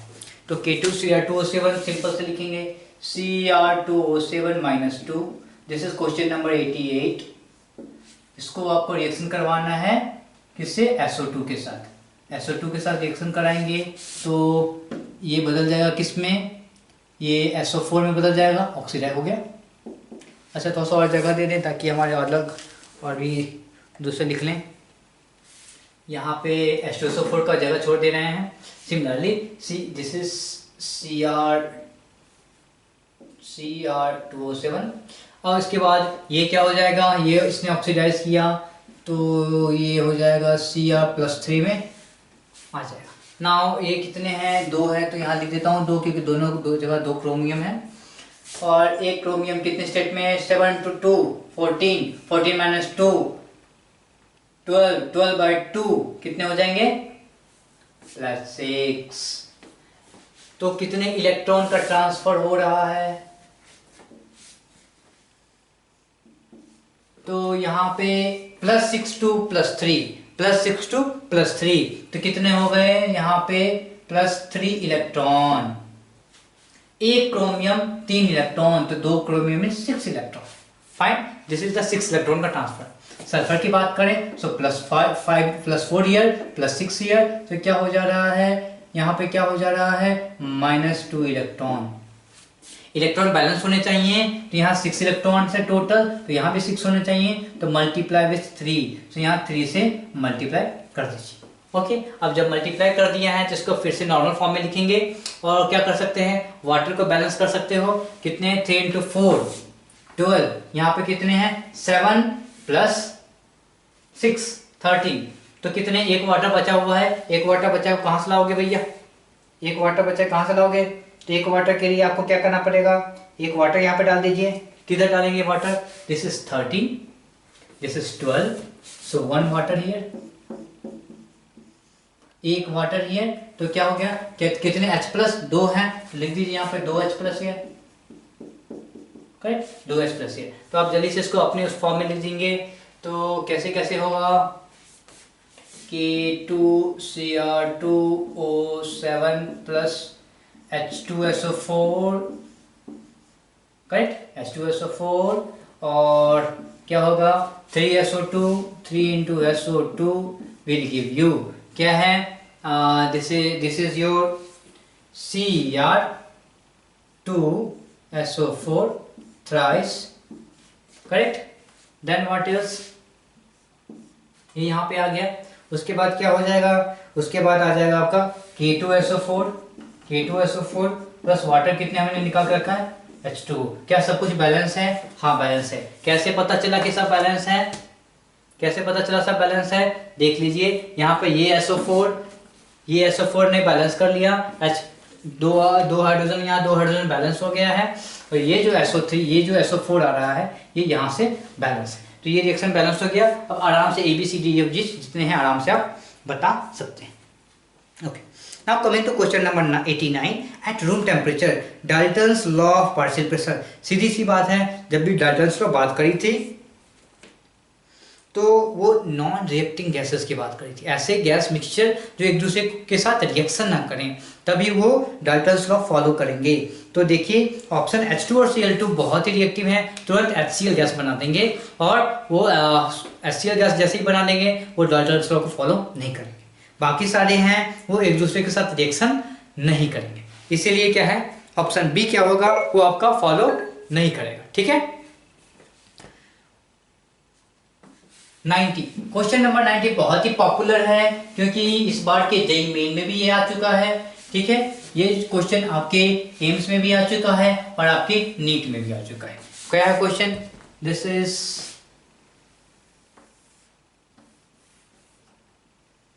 क्वेश्चन 90। ओके, क्वेश्चन 90 क्या हो रहा है यहाँ पे? ये कर्व गिवन है। Okay, now this peak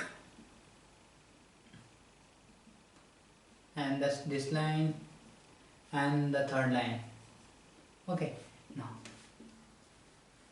this is fraction, this is what? Velocity. Now question is asking, क्या पूछ रहा है? ये जो स्पीड है A B C, A B and C, ये बताना है कि ये ए बी सी क्या क्या है। तो सिंपल सी बात है, आपको पता है average velocity, most probable velocity and what? Root mean square velocity. Root mean square VRMS को क्या लिखते हैं? अंडर रूट ऑफ 3RT/m लिखते हैं। फिर क्या लिखते हैं? VMP मोस्ट प्रोबेबल क्या होता है? अंडर रूट 2RT/m होता है। और क्या पता है आपको? V average is equal to under root of 8RT/m होता है। ठीक है, तो ये वैल्यू क्या आती है? बीच में आती है, यहाँ पे आती है। ये सबसे ज्यादा और ये सबसे कम। सो मैग्नीट्यूड में ये सबसे ज्यादा होता है, दिख रहा है ये 3 है, this is around 2.5 and this is 2। सो ये क्या होगा? VRMS क्या होगा? वो क्या होगा? सबसे ऊपर आएगा एंड सो ऑन। अब क्या है कि आपको ये पता चला VRMS की जो मैग्नीट्यूड है सबसे ज्यादा है। आ जाइए आप कहाँ पे? एक्स एक्सिस पे। कौन सी वैल्यू यहाँ पे सबसे ज्यादा दिख रही है? ये वैल्यू सबसे ज्यादा है, यानी ये हो गया आपका VRMS। ठीक है, सिमिलरली मोस्ट प्रोबेबल, इसका जो मैग्नीट्यूड है वो सबसे कम है, तो दिस इज VMP। बच गया V एवरेज, V एवरेज। ठीक है, तो ये आप आराम से इसको याद रख सकते हो, इसमें कोई कंफ्यूजन नहीं है। सो A is your most probable, B is your average and C is your VRMS। Okay, now तो ये यहाँ पे हमारे केमिस्ट्री के सारे प्रॉब्लम सॉल्व हो गए हैं। फिर भी अगर आपको कोई भी प्रॉब्लम 46 to 90 के बीच में कोई भी प्रॉब्लम अभी भी लग रहा हो, या कुछ और कॉन्सेप्ट्स जानने हो, या कोई और भी कंफ्यूजन, खासकर ऑर्गेनिक में कोई कंफ्यूजन हो रहा हो, तो आप कमेंट सेक्शन में आराम से लिखिए और पूछिए, आपको तुरंत ही इसके जवाब दिए जाएंगे। ठीक है, और यहाँ से आपका काम क्या रहेगा? जो भी FSTs 8 में आपने जो गलतियाँ की हैं उसको आप क्या कीजिए कि नोट कर लीजिए और अच्छे से आज 1-2 दिन अच्छे से काम कीजिए उस पर, ताकि जब FST 9 दे रहे हों तो सेम गलती आप ना करें। ठीक है, so all the best for your FST 9 and will see in my next video. Thank you.